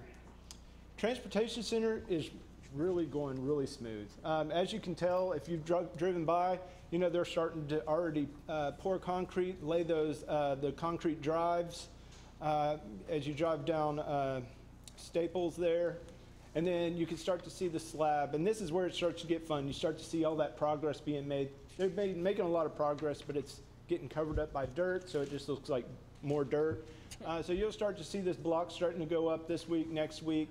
So you'll start to see a lot of progress out there. Really exciting. Right now, Jay and Cindy are controlling the construction cost from the budget side, and they meet bi-weekly to go over all the construction progress for the district. Hernandez Elementary School, we met and had approved GMP. They'll start that re-roof starting real soon. So to get started, we have to have our shop drawings. And so what that tells the contractor is, how big do my panels have to be? How long does this go down? How do I, you know, connect my roof panels and clip them together? So we approve all of that standard way of construction. And then once they have approval, they just start going. So it'll be a pretty quick project. The entire project's getting re-roofed, and then we're also replacing all the blue fascia panel around the district or around the campus as well. And then for Miller, we're moving really fast. We're actually just scheduled a meeting tonight to meet on Thursday to talk with the principals about coordination and layout of classroom spaces. You know, it's really important to district staff to have 6th, 7th, and 8th grade individualized. You know, we want to keep our 6th graders safe, not mixing in with all the other population, those kinds of things, sounds like. And then also talked about, you know, best location for future additions. You know, it's been a big push from the district to make sure that our libraries and our media centers are like at the heart of our school. We want people to be able to go through them. We want them to be kind of the heart of our campus. So really spending a lot of time on that. Outdoor learning has been very important as well. If you remember at the elementary school, we're spending a lot of time talking about all the courtyards and making sure that kids can actually use them. They're not just going to go outside and get baked. We're going to provide them, you know, shade. We're going to provide those types of spaces. So really trying to make that heart of the school right there in the middle of that courtyard, making it really important. So art classrooms can dump out into this space and study shadow and light. And then our library spaces being able to use that same space. So we're going to spend a lot of time on those courtyard spaces. And then we have our addition of the fine arts, administration, and then our additional elective spaces to meet our capacity. So we're still right on schedule with that one. We'll be back next month to talk about schematic design approval with you guys, so we can keep making progress and moving forward on that one. New elementary school. We are moving dirt. We have a site grading permit, so you should start seeing a lot of action out there. They've already, you know, started getting a lot of their silt fencing put up, you know, to protect neighboring land. So, you know, if it rains, the mud doesn't go onto their property. So those are some of those things that are already starting to get going. Tomorrow at P&Z, they are going to approve the plat so that we can get our full permit. So we got a partial permit to make sure that we stay on schedule, and then we should be able to get our full permit as soon as P&Z approves the plat. And then also back on that one, then we should be ready to move in July of next year. So in just a year, you'll be able to have that new elementary school. High school, exciting week this week. Wednesday, we bids come in on that project. Getting quite a bit of interest. We've got about 6 contractors that I know that are really looking into it. They really asking a lot of good questions, you know, making sure that they were showing their interest into the project. So it'll be really good to see how many people show up and bid on that project on Wednesday. We're getting people from, you know, Belton area all the way down to San Antonio. Are a lot of interest in this area for this project. So it'll be exciting. We'll probably come back here probably before Monday the 25th to be able to get an approval, GMP approval, so we can get started on construction immediately. Again, I think we had a pre-construction meeting last week, and we talked about the importance to all the contractors that showed up. This is an occupied campus. We really need to think about our fencing. We need to think about the safety of the kids, so we have to be able to shut down certain areas of this courtyard, but still let kids use it because they need to be able to get from one side of the building to the other. So some of those things we're already bringing up with them, and then they know that once they get the bid, they're approved. They're going to be sitting down with district or with campus staff and really diving into those details of where fencing and those types of things have to be. So really exciting. Looking forward to that one coming back to y'all on Monday. Mr. Uresti, before Yes. you go on to the next slide, I had a question.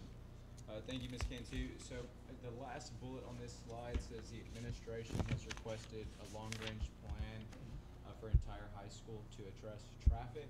Yes. I think it's been mentioned before, I mean, when this school opened where we are today, I think the traffic circles have been a point of contention or mismanagement or unnavigable in some Yes. instances.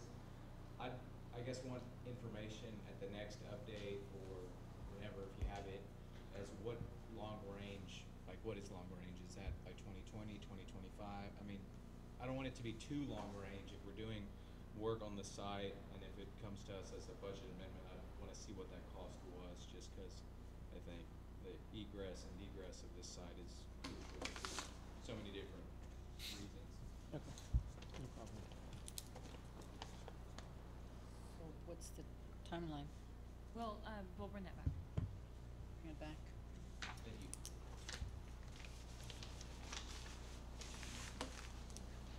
And then tonight we're going to talk about the administration relocation from the lease space to a proposed new full-time home. And I'll jump into that here right after this presentation. And then really talking about the elementary school renovations, we have started, last time we talked about doing visioning. We've gone to each individual campus, started talking about like the individual goals for each campus, yet contained in what we've talked about in the bond. You know, we're increasing capacity at certain schools. We're making sure we have that flexibility. We're focusing on science and arts. And then also we're upgrading those libraries so to make them more interactive spaces, to provide more of a flex space, some of those maker spaces that we've been talking about. Really, the librarians have been awesome. A couple of times we've talked to them. They're really giving us a lot of great ideas. We're actually going to come back and meet next Monday and talk about some of those in a little more depth with the campuses in administration as well. And then we should be back in July to also give a schematic design approval for that meeting as well, or for the next meeting as well. That's all I have on the update. Does anybody have any questions on that one? Questions, anybody? Thank you very much, Mr. Uresti. Then I wanted to talk about, It's gonna go this way. where is it at?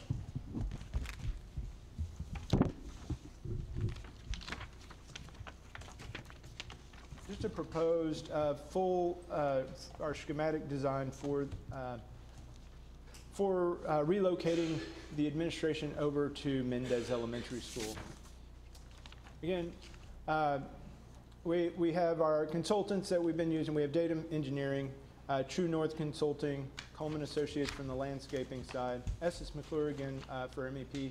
Then our civil engineer is Civilitude. So those subs or consultants are very familiar with the district. They've talked to Jay quite a bit. They know those kind of our San Marcos's typical units and those types of things. So we're able to gain a little more speed, right? At the very beginning, we didn't know very much, so we're gaining that information. So now we're able to start making progress pretty quick on all these projects now. Wanted to talk about the schedule right now. We're looking at, we're doing our SD board presentation now. Next month, we're going to be pretty busy. Another presentation for this building as well. And then we're trying to go out to bid at the end of the summer for this project. One of the things that we're trying to look at is look at scale of economy for construction. So possibly looking at options to combine it in with other projects, but keeping financials separate. So we'll be able to talk about that a little bit further at the next meeting once we get some of these questions or our own questions answered. So looking just to try to get better pricing at all times throughout this process. And then really want to talk about all of the meetings we've had. You know, we had our original kickoff meeting. So what are the types of spaces that you need to have? How many people in each department? How much do we want to be able to grow to? And then we come in for more of that fun meeting, talk about the interiors, the look, the feel, the types of use of space in there. Do we want to be a typical administration where everybody's in a single office that takes up 150 to 160 square feet per office? Or do we want to be more flexible? Do we want to look at more of an opportunity to say, we want to be able to grow? We can change this building into something else by not putting up all these walls. We can use it as future use for maybe a satellite high school or something, you know, in that term, just to make sure that you're not locked in on using these campuses. We're really making sure this is a long-term goal for the district of going here and being able to use this space in the future. And then really talked about the types of spaces. So you can see in these slides here, you know, simple, nice, I know where I'm at as I walk in. This is the face of San Marcos CISD. This is where a lot of the parents, they don't go into all the schools. So if they come here, they need, you know, they have a sense of being well-being here. They want to come in. They want to be a part of the community. And then we talked about some of these open office spaces here. And then you could see off to the side, this is what a lot of corporate businesses are doing now. They're being flexible and open with their workspaces, and for more quiet pull-out spaces, you go to your conference rooms, you go to the small phone rooms for quiet conversations, those kinds of things. But it leaves the rest open so that you can add furniture, take furniture away as you grow and shrink through your business. And then talked about different types of workstations that would work well.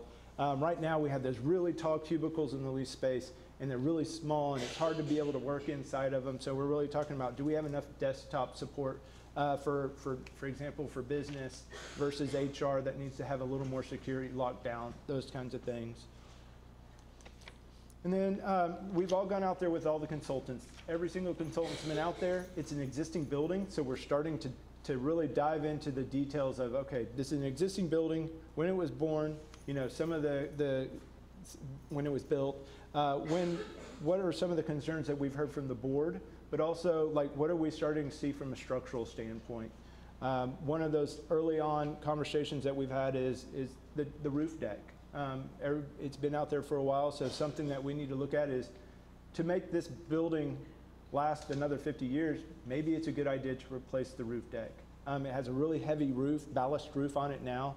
By removing that, by putting a new roof deck on it, putting a new roof, it really extends the life of the building for a very long time. So some of those things that we're trying to get in while we're doing renovation to extend the life of the building, we're taking a look at and seeing how we can do that. And then really talking about that plan and site development. At our last meeting, we had a request to really take a deep dive into our site access, making sure this is the right way to go. And you could, and we'll jump into that one here in just a moment. I talked about programming last time, so I'm not gonna stand up here for 30 extra minutes, so I'm gonna skip that one for now. And then, so talking about the site here now, we have our existing loop that comes in for buses here. We have our parents that come in along the back side, and then we split our staff parking and visitor parking between the two lots now. And right now it's working as good as it can work, right? We're keeping our buses and our parents separate, but then we're gonna add a whole new type of traffic to this site. And so we wanna make sure that we provide that opportunity to keep them separate. And because traffic will be coming and going throughout the day for an admin. So what we're looking at is, And then what we also took a look at was also the how the water, because we've heard about flooding for the neighborhood, so how do we contain the water that's leaving our site? And right now you can see this detention pond here. This is actually a high point in this corner. So when this parking lot was built, they're showing all I have to do is detain that water for that parking lot. So they dump their water into this, and then it slowly releases and goes out into the existing drainage ways. If we come in and we're adding a parking lot at this end here, we know we need to be able to detain our water, but also we want to be respectful of our neighbors around us. So making sure that we don't overflow this existing city detention pond here. So some of these things that we're going to have to dive into a little bit deeper, but we can definitely detain all of our water and probably help that situation a little bit more in the neighborhood. And then took a look at those, I was jumping into a little bit early, different routes of circulation, traffic circulation. We, in a couple of these options here, for example, we're trying to take all of our traffic off of Peter Garza, and what that does is it kind of causes cross traffic of our buses and our admin. In this option up here, we're coming off of this road here. We're keeping our buses separate. We're keeping admin traffic separate, keeping our parent loops separate, which is really what we're trying to attain. And then we even went to an extreme of going, okay, what if we came in off the backside and came around to this area, coming off of Peter Garza? But I think everybody's seen when parents show up at 12 o'clock, 12:30 to pick their kids, so they're waiting there for 2 hours. It's really causing congestion, so we wouldn't be able to get throughout the day. We looked at, and we do not own the property. You know, this is our property line right here. So we have no other access other than Peter Garza and Del Sol to be able to get to the site. So we feel this option would probably be the best. And so the existing tennis courts are right here. We're going to create a separation, a barrier, visual barrier, and actual bollards probably to separate the traffic at this location. So we're separating our bus traffic and our administration here. Because this is the face is SMCISD, we want to be able to create that entry. We want to create that entry porch as you come up to the new admin building and the new entry right in this area here. Because we're doing such an extensive amount of renovation and additions, we do trigger a lot of the City of San Marcos regulations. So we're showing all the landscaping that would be required by the City of San Marcos so that we can move forward and make sure we get that in our pricing sets. Any questions on that one? I know it's a lot to look at for first time seeing it. We can come back. Well, excuse me. Ms. We Costilla? had talked about green space in the back portion of it. Is this where the playfield area is? That what That you're is saying? current, yes, that is currently where it's at. So we wouldn't have to do a whole bunch of regrading. You know, we'd have to come and clean it up. We'd have to fix some of that, but you know, we're limiting the rough grading and doing more of a fine grading if we're reusing. But there would still be a lot more, you'd be creating 80 spaces, parking spaces here, right? Yes, approximately 80. Which is close to that green space area in the back. Yes. And this is all to scale. So you can see we have the room. We have the room for a soccer field and the parking. Mr. McLaughlin? I have a couple questions. I saw, unless there's more of the presentation, Coleman. There is a little bit. Okay, let me let you finish. Okay, all righty. And so from a site standpoint, I think it makes a lot of sense. From a schematic design standpoint, we came in and we talked about relationships of public versus private. We want to be able to shut down the rest of the administration when we have our board meetings, so no one's going back into the spaces they don't need to go into. And at the end of the day, when we sat down with administration, we really looked at, this is that existing Jim. It's upside down, but this is the gym, the current gym. This is the current little gym down here. And we're going to actually create that new entrance right here. So we have our sense of entry separate from Mendez Elementary School. And we have all of our public spaces here. So you come in, you have training, you have your boardroom, you have your lobby, you have those public spaces right there. And then that allows us to shut down the rest of these areas for night use. The training is being used quite a bit, so we're making sure that we have direct access, so people are coming in, going directly into those spaces and not having to go and find their ways through the campus. So we talked big picture there, and then we've come back and refined on the next page more of a floor plan to show you how those spaces work, how many workstations we can get in there, how many offices and conference rooms and those public phone rooms and those types of spaces in a more detailed approach. So as you enter, you come through this porch here, this covered porch, which is a little bit elevated. If you remember, there's a big difference between the parking lot and the building. So it kind of gives you more of a monumental approach, more of I'm at a public facility. As I walk up, of course, it'll have ADA ramps and those types of things as well. And then we have our entry lobby. And something that we talked about is we want people to come in, feel at home. If they want to, apply for a job, we have a place for them to go, sit down, be comfortable, apply for a job. And then if they want to come in, talk to the superintendent, we have superintendent over on this side. And then we have the remainder of administration here, close together, central. They do a lot of collaboration, a lot of talking. So we're making sure that we create our support spaces here in the middle for them to be able to meet in the middle and meet. Our break room spaces. And then, as we talked about previously, we have this entire space out here that had been recently renovated. Really don't have to do a lot to that space. We can actually have a training room up there by removing the cubicles out of there, putting new furniture in there and keeping that open. So there's not a lot of renovation that has to be done for those spaces. So going back off of trying to find a way to save a little bit of money was at the last, not the last meeting, the meeting before last.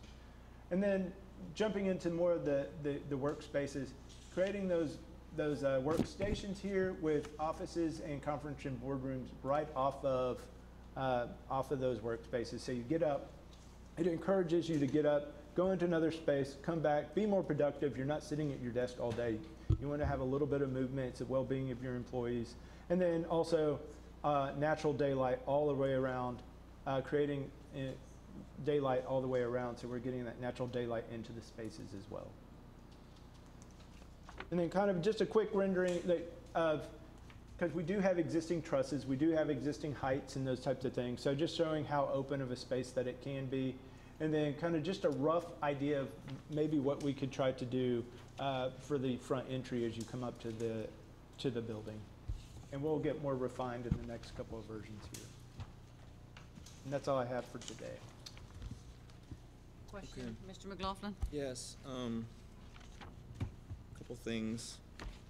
First of all, do we have other functions and purposes for the boardroom?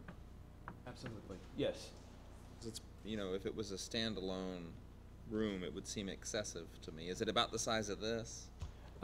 It's a little bit bigger than this, just a little bit, but it's about the same size. And I don't know that we're getting to this level of detail tonight, but especially since this is fund balance that we're spending, I would prefer that if we're going to do things outside of what I understood to be the initial scope, such as updating the existing bus loop and building a field in the back, those could be priced as options for us in the bid, and then we can choose if we want to do that, as funds are available. Absolutely. Ms. Hanson? It's really for the superintendent and then Coleman. How many employees would be here on a full-time basis?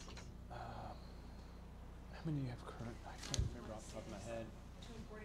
Yeah, and then I think we have growth for over 60. So So you have, when we do training, 80 is not gonna be enough. for the parking spots, I Right. see what you're saying. We can take a look at if we want Because, to make that I mean, additional. you're easily gonna have 40. And since we have, could be 3 training rooms, we're really gonna have a problem parking around, all around that school. And I don't wanna see that to be a problem on the campus. I'd like to see us increasing the parking lot to be able to house the trainings that are gonna be there. Not that every employee that worked there would be there, but, you know, they don't wanna arrive and they have no place to park either. Right, I agree. Thank you for the point. Make sure we address that. Anyone else?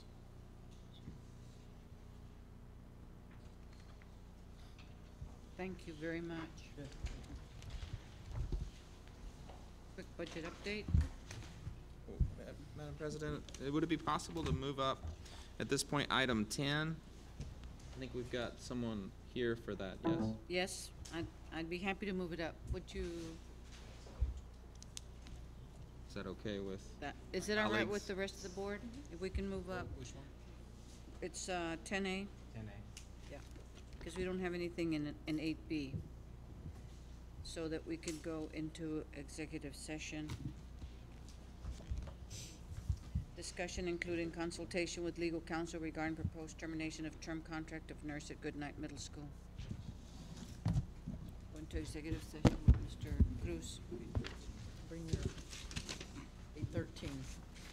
8:13.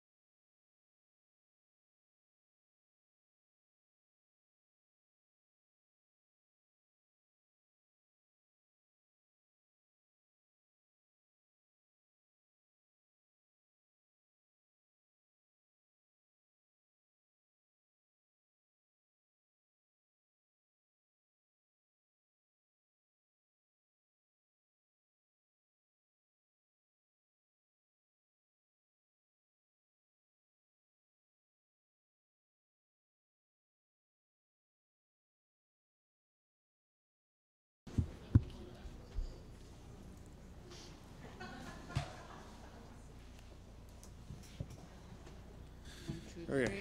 Miguel's missing. He's in the bathroom.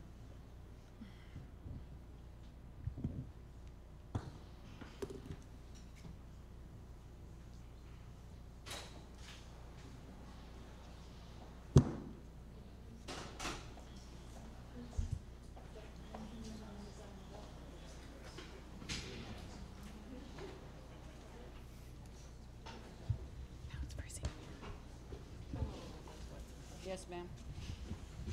Can you punch your face so that we could be 8:44? Reconvening from executive session at 8:44. We're gonna wait and do the motion later. 7D? We're at, Oh, we did that 7E. 70. yeah, Or we're at the budget budget update. Okay, I'm going to try and do this quickly. At the last workshop that we have a proposed budget for 2018-19, which total revenues increased about 6.5 million, and total expenditures increased about 7.4 million. So that added from our deficit budget from 17-18 of 1.9 million, you add another 878,000, and that puts us at a deficit budget for 2018-19 at 2.8 million.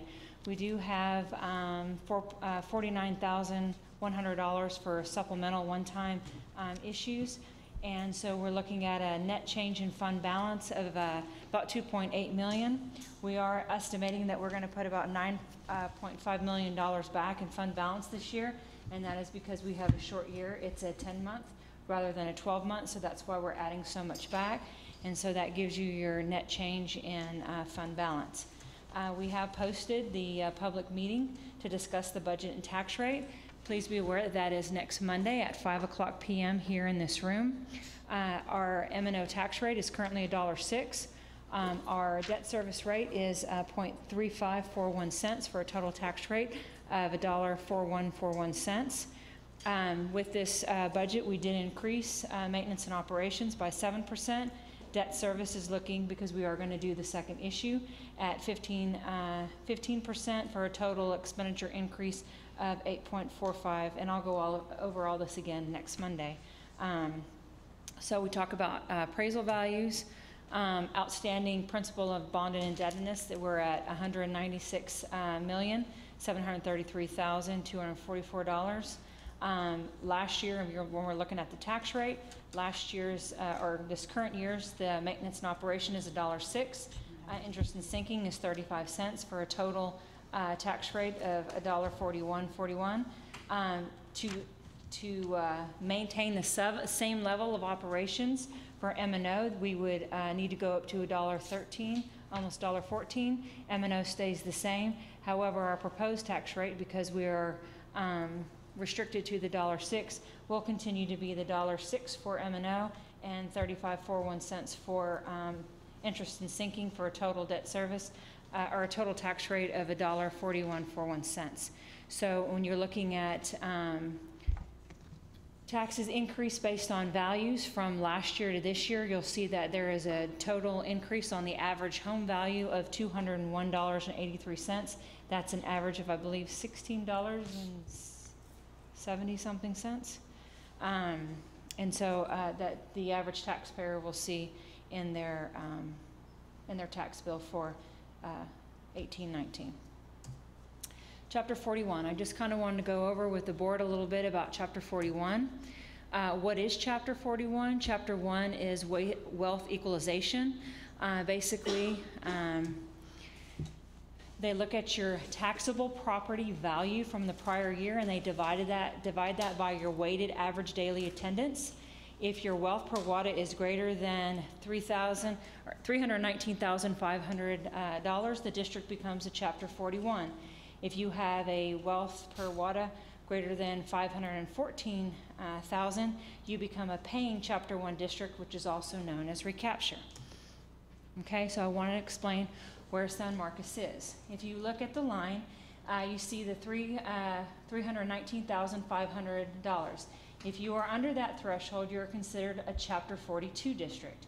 That means that your tax base, you're looking at your values. Your values divided by your WADA is under the 319, and that's when the state comes in and gives you additional funding to make sure that everyone has a baseline of around the 319,000. If you're over that, you're considered a Chapter 41. So between the 319 and the 514,000, the district is looked at as a Chapter 41. You get to keep that revenue, and once you exceed the 514, that's when you go into recapture. We just got our notice from the state, and we are currently at $503,622. So we are knocking on the door. So probably by next year, that means we will be into recapture, unless, of course, we have this great legislative session and they find some finance reform. Crossing my fingers, it could happen. So what happens when you exceed the limit, the 319,500? Well, the district has options. You can either consolidate with another district, you can detach property, you can purchase attendance credits from the state, you can contract to educate non-resident students from partner districts, and you can consolidate tax bases with another district. Every year I take to the board in July, I take this option, and the option has always been to purchase attendance credits from the state. Okay, so the question was, let's reduce the tax rate. Okay, so I want to talk about what this means and where your tax rate and how that's derived.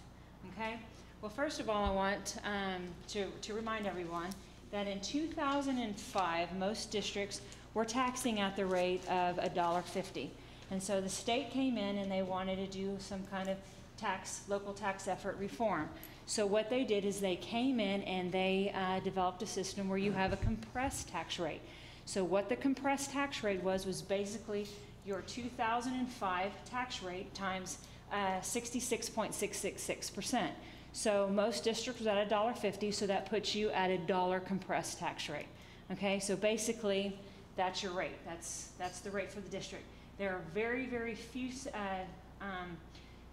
districts in the state of Texas that are actually under the $1 compressed rate. So basically that's the fixed tax rate, okay? With that tax rate, you were given golden pennies. Each district was given 4 pennies. That was called the golden pennies that you can use. It's not subject to recapture, and you get state matching, okay? They also add an additional 2 pennies. It's called the silver pennies, okay? But this one required voter approval. So in order to go up to the $1.06, you had to go out for voter approval and have a tax ratification election. Good thing about these 2 silver pennies, they add to the tax base. They're not subject to recapture, and they also, that you get credit for it on your state tax, on your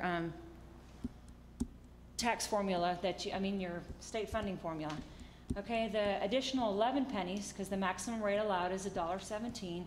The other ones are what you call copper pennies. But your wealth base is based on the 319,500. So anything over that, you actually lose. This is to discourage districts from going out to the maximum, because there are penalties to go out to the maximum, because remember, they're trying to keep the burden off the local taxpayer. Okay, so what that means is when you are in recapture, okay, you look at values. You're not even taking a look at the tax rate. You're looking at values. Values are what derive what you have to pay and not pay, and it's divided by your WADA. So the larger our district grows, remember we had a 13.5% increase in values for this year. So as that grows and you divide it by our WADA, that's bringing us over the threshold, okay? So once we go over the threshold, the state automatically takes that times our compressed rate, which our compressed rate is $1. So they take that, and that is the amount of money that is calculated that we will have to pay back to the state. Doesn't matter what our tax rate is, they don't take that into consideration. They're not looking at that, because remember, it's based on your compressed tax rate, so they're looking at $1 for the district. So no matter what, any value that goes over that 514, the district will have to pay that back at the compressed rate of $1. So when you're looking at a tax rate, let's just talk about $100,000. So if you're taxing at $1, you get $1,000. If you tax at $1.04, you get $104,000. So the more the tax base that you get, that's what determines how much money that you're receiving from the state. So you would think that reducing the tax rate, but remember, recapture is not based on the tax rate. It's based on your assessed values. So if you decide, and I stole this from Round Rock ISD, so when you take from the from your tax base, all you're doing is minimizing the amount of money that the school can collect. So on this, Round Rock ISD, and this is for 18-19, their current tax collections were $341,198,911. And their state revenue, as you can see, is the 26. And then the Chapter 41 payment was the 9.7 million. So their total revenue was $357.6 million. If they reduced it just 1 penny, you can see that 1 penny reduces their income by $6 million. When they reduce it to $1, it reduces their net income by $24 million, and if they reduced it below the compression rate, it reduced it to almost $31 million. So by reducing the tax rate, it affects the district. It doesn't affect the state. It affects the district and the amount of money that the district has to collect. So in essence, when you would think that, okay, just reduce the tax rate, it doesn't quite work that way because you're only taking away, because the state is not making the payment or making the factor based on, it's based on values, not your tax rate. So I just wanted to explain, because a lot of people say, well, you're taking the money, just reduce the tax rate. It's not that simple. So I wanted to try and explain, I don't know if I did, but was trying to explain why that's not an option. However, we are looking at our INS tax rate. We are going out this year to sell the second part of the bond, which is the $57.3 million. But with our tax base the way it is, we are going to make an additional payment on that with the extra funds so that we can reduce the amount of money that we're borrowing. So it will save the taxpayers money. But next year we're looking that we can probably roll either 4 to 5 cents off the tax rate. So it'll be a win for next year. So just letting the board know that for 1920. Questions? No question. I just have a comment. I mean, I think that the looming recapture is all the more reason that we be very careful when we approve the budget, you know? And I'm still uncomfortable with although I haven't seen that yet, but the projected deficit in what's proposed and is going to come to us, is it next week? I mean, Which is this right here. Yeah. I mean, the best defense we have against this impacting what we can spend in the future is preserving as much of the fund balance as possible for the looming rainy day, and adding positions that are going to be recurring expenses to further increase the deficit is not something that I'm comfortable with in this climate, however much I might want them, because it's not just about this year, it's about the next 10 years. So I don't know, maybe something we can explore in the week intervening. Ms. Costilla? Following Ms. McLaughlin, any kind of cost related to a recurring cost, as far as increases to our staff or anything, will impact that. Staff is definitely a recurring cost. It'll impact our fund balance. Because those are recurring costs that will be there every year. Yes, it will. I mean, it's probably a kind of gloomy outlook, but hopefully maybe it won't. I don't know. Ms. Cantu. Mr. Arredondo? Thank you, Ms. Cantu.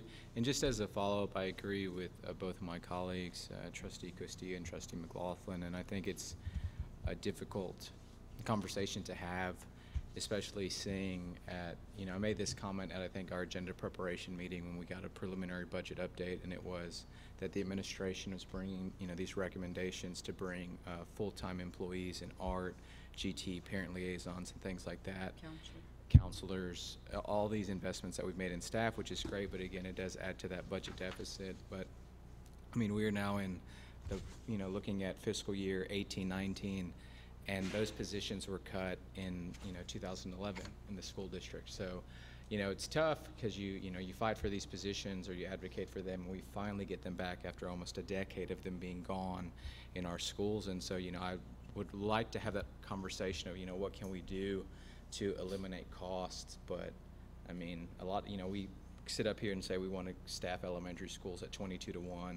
We want to decrease class sizes at the middle schools and at the high school in core subject areas, and well, then we need to find somewhere else to cut money from if we're going to approve a budget that's in balance. And, you know, I don't know where to start, but if we had that conversation at a budget workshop, I'd be more than happy to be a part of that. But I don't know if anyone has an idea or an answer of, let's give employees less money, or let's cut positions, you know, in core subject areas or in extracurriculars, or what that is. But I mean, if y'all have any ideas, I'd be happy to hear them. Budget's always a challenge. Ms. Costilla? Karen, what was the difference in values from last year to this year? They've increased, okay, last year they were 4.9. And they went up to 13 point something in They went up value? 13.5%, yes. So we're at 5,174,000.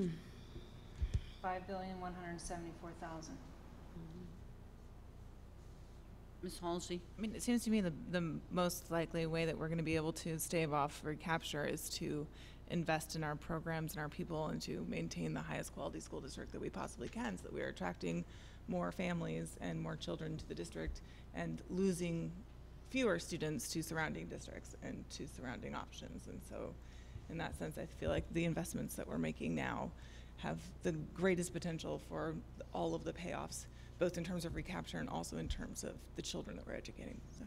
Some of them do, some of them don't seem to. I mean, some of it doesn't seem to relate to anything that would attract population growth, and there's no evidence that things we've done so far have led to that. We've had rather flat enrollment growth, especially in comparison to our appraisal growth, and that's the real problem. If our student growth was keeping track with our appraised growth, we wouldn't be running into the ceiling, but it's not. And so if we're going to make that investment, and the rationale is it's going to bring more students, then let's look at line by line, what do those things do? Because I think many of them won't. I think providing a robust arts program certainly has a attractive element to potential parents, but there's some things that we're budgeting right now from what I see, and I was not here for the workshop, but from what I saw that was reviewed, there were many things that I don't think meet that. And we haven't seen any staff consolidation in areas where we might be over what's recommended from the Moat Casey report. And I think the first responsibility is to take care of the educators that work for us right now, you know, and can we do that over the next 5, the next 10 years? And we have to know we can do that before we can responsibly add positions.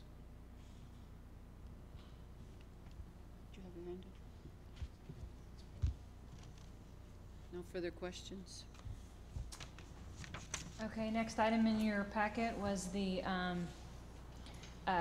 investment report. We're going to table that. It's not in your packet, so I'll bring that back next month.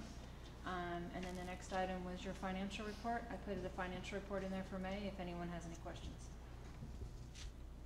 Mr. Arredondo? Thank you, Ms. Cantu. So I apologize, Mrs. Greer, for that. I actually did have a question back on the one pager that gave the, I guess, the side-by-side budget analysis with the projected fund balance. If there's a way in the future, if you could add a line item in projected fund balance, because I think there's money in there that is encumbered for things. You know, the board took a vote on the central administration building, and so that cash on hand is reflected in there, but that's like money that we've already said we're going to spend. So to say that we're looking at this fund balance of, you know, 38 million, we've kind of earmarked several million of that to already be spent on other things. So it's really not a true fund balance, because we've already committed to spending some of that money somewhere else. So just to, you know, Mr. McLaughlin made the comment is, you know, we look I'll at put that. a separate line item to show that for next time. Okay. Of the, what's Encumbered. Encumbered Okay. amount. Thank you. Anyone else? You can proceed with the, you said we're tabling the quarterly investment report, and no questions or comments on the financial update.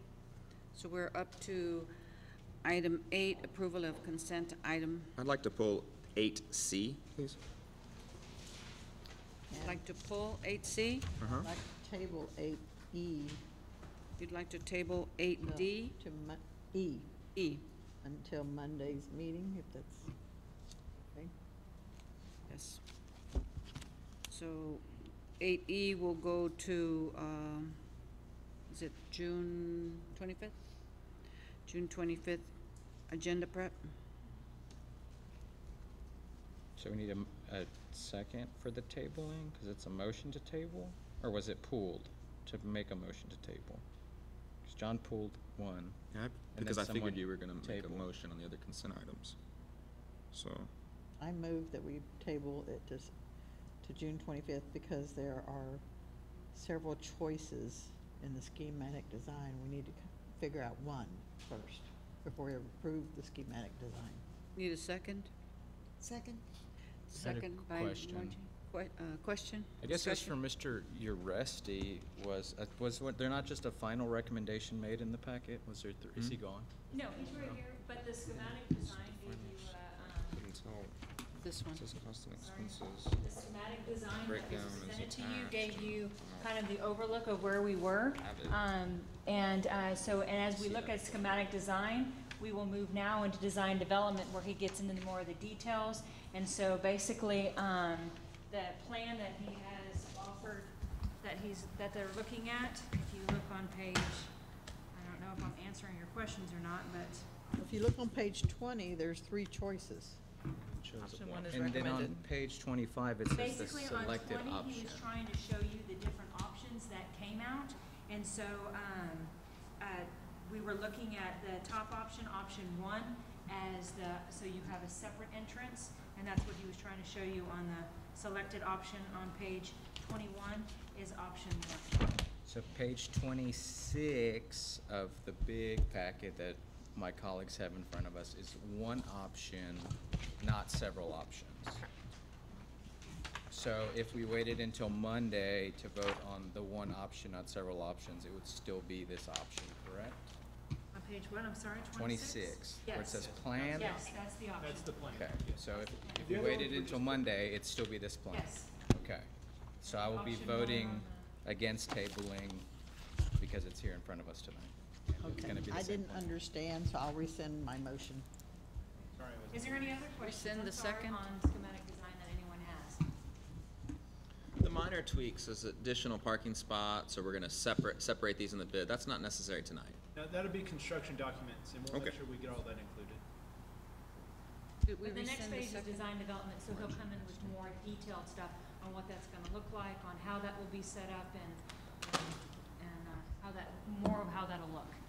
And just to make it clear, we can start showing a dash around it to show that clearly. Ms. Viapando, do you rescind your second? Yes. Okay. So that's now still on the consent.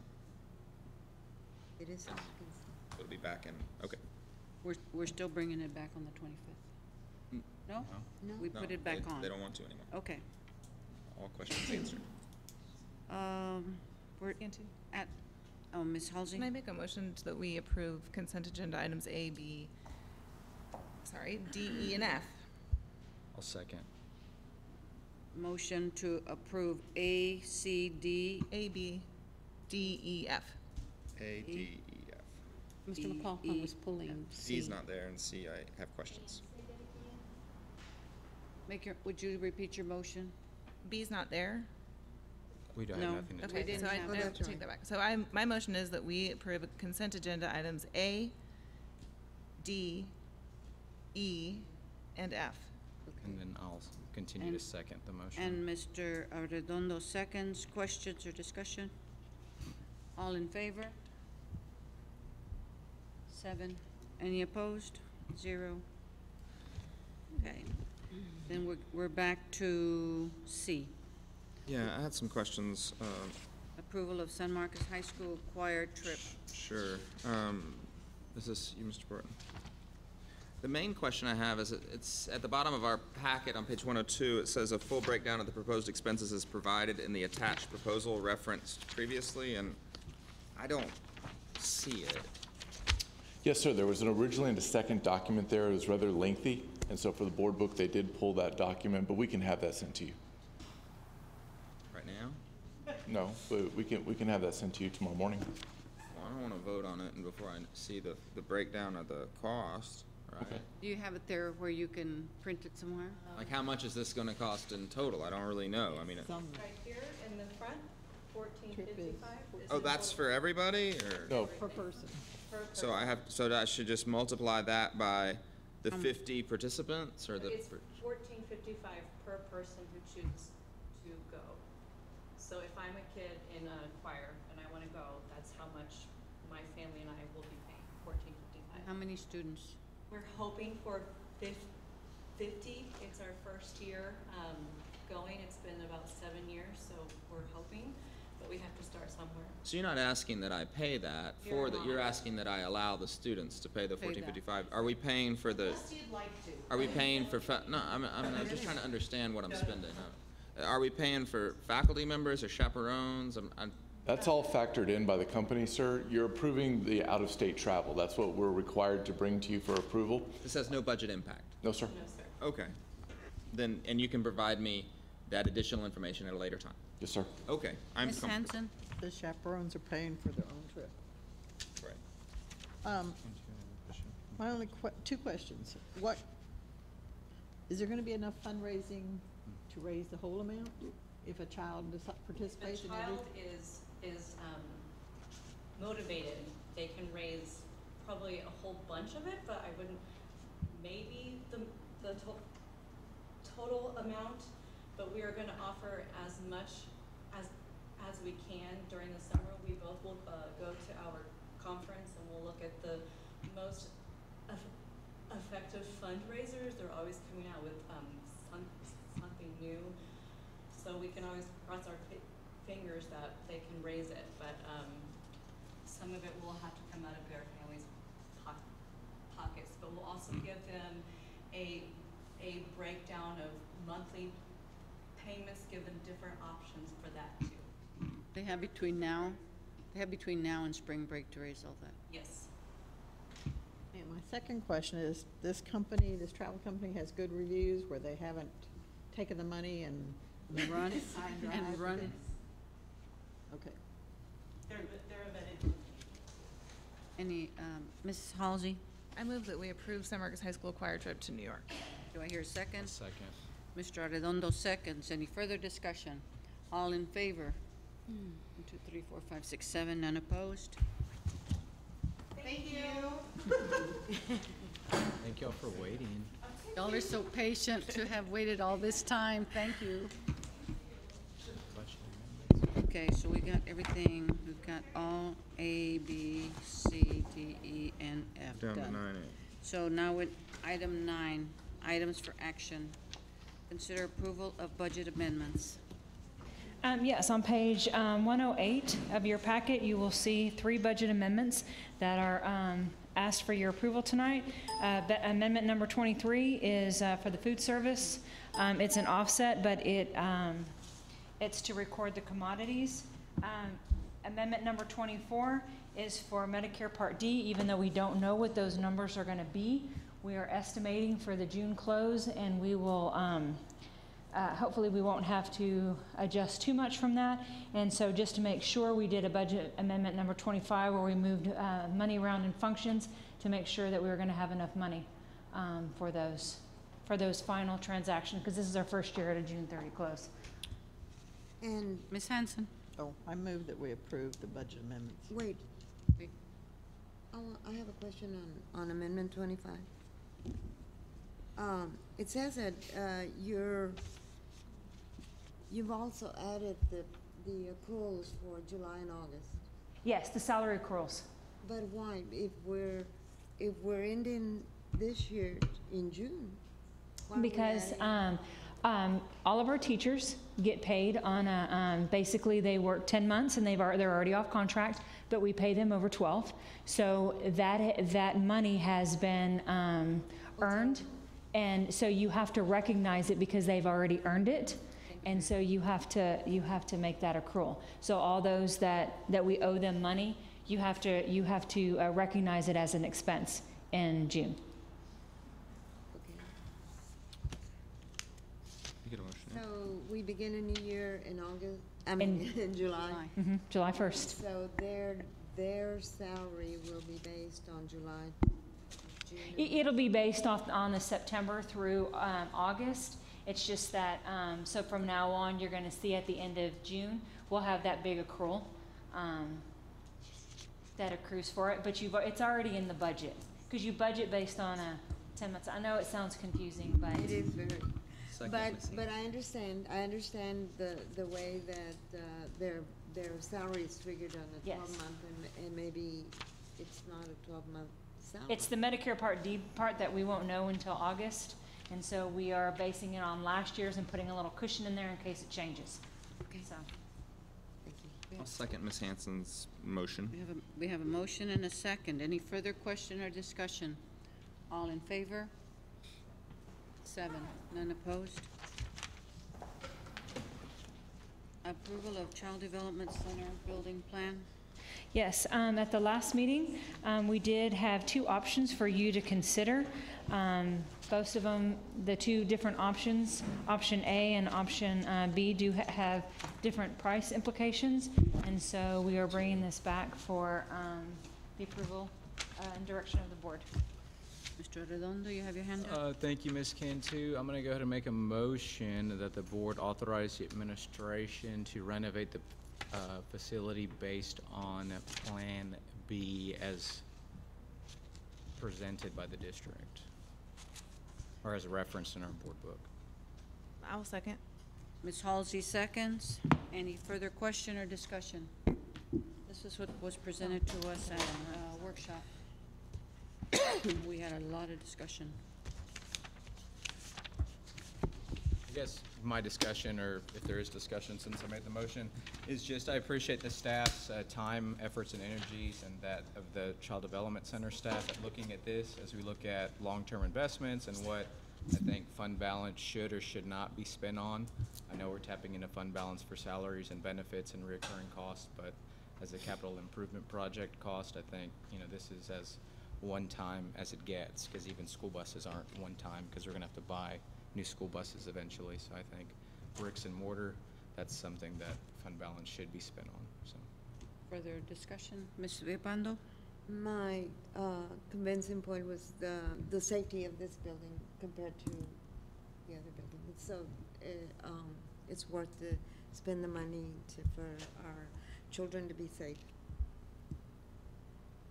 Ms. Halsey? I'd just like to acknowledge that there are groups across Hays County that are working together to improve the quality of life for children 0 to 3, so that when children come to us in preschool or kindergarten, when they arrive at our doorstep, they have had supports already built into place. And so I think that us taking this initiative to increase the capacity and improve the facilities for our youngest learners in this district, and so oftentimes the children of our employees, really speaks volumes, and I appreciate the support from the administration and on the dais, and applaud these efforts. Further discussion? Call for the vote. All in favor of Plan B, raise your hand. 2, 3, 4, 7, 0, 0 opposed. Consider approval of 2018-2019 board meeting calendar. Move that we approve the 2018-2019 board calendar. Second. Moved by Ms. Hanson, seconded by Mr. McLaughlin, that we approve the draft calendar. Discussion, questions? All in favor? 7, none opposed. Consider approval of TASB delegate and alternate delegate. We move that I'm nominating Margie Villalpando as the TASB delegate. Second. Mr. Arredondo. I'm sorry. Mr. Arredondo seconds. Discussion, questions? I don't know who wants to be alternate. Who would be an alternate? I'll volunteer to be alternate. Hey, there we go. So, will we need a separate Unless- motion? If there's anybody else who would like to. I include that in the motion. You include that in the motion, Didn't know okay. who else was interested. I knew it wasn't me. So TASB delegate would be Ms. Villalpando, and alternate delegate would be Mrs. Halsey, Ms. Halsey. Mr. Arredondo still seconds. All in favor? 7, none opposed. Brings us to our closed session. Do we have a motion? Yes.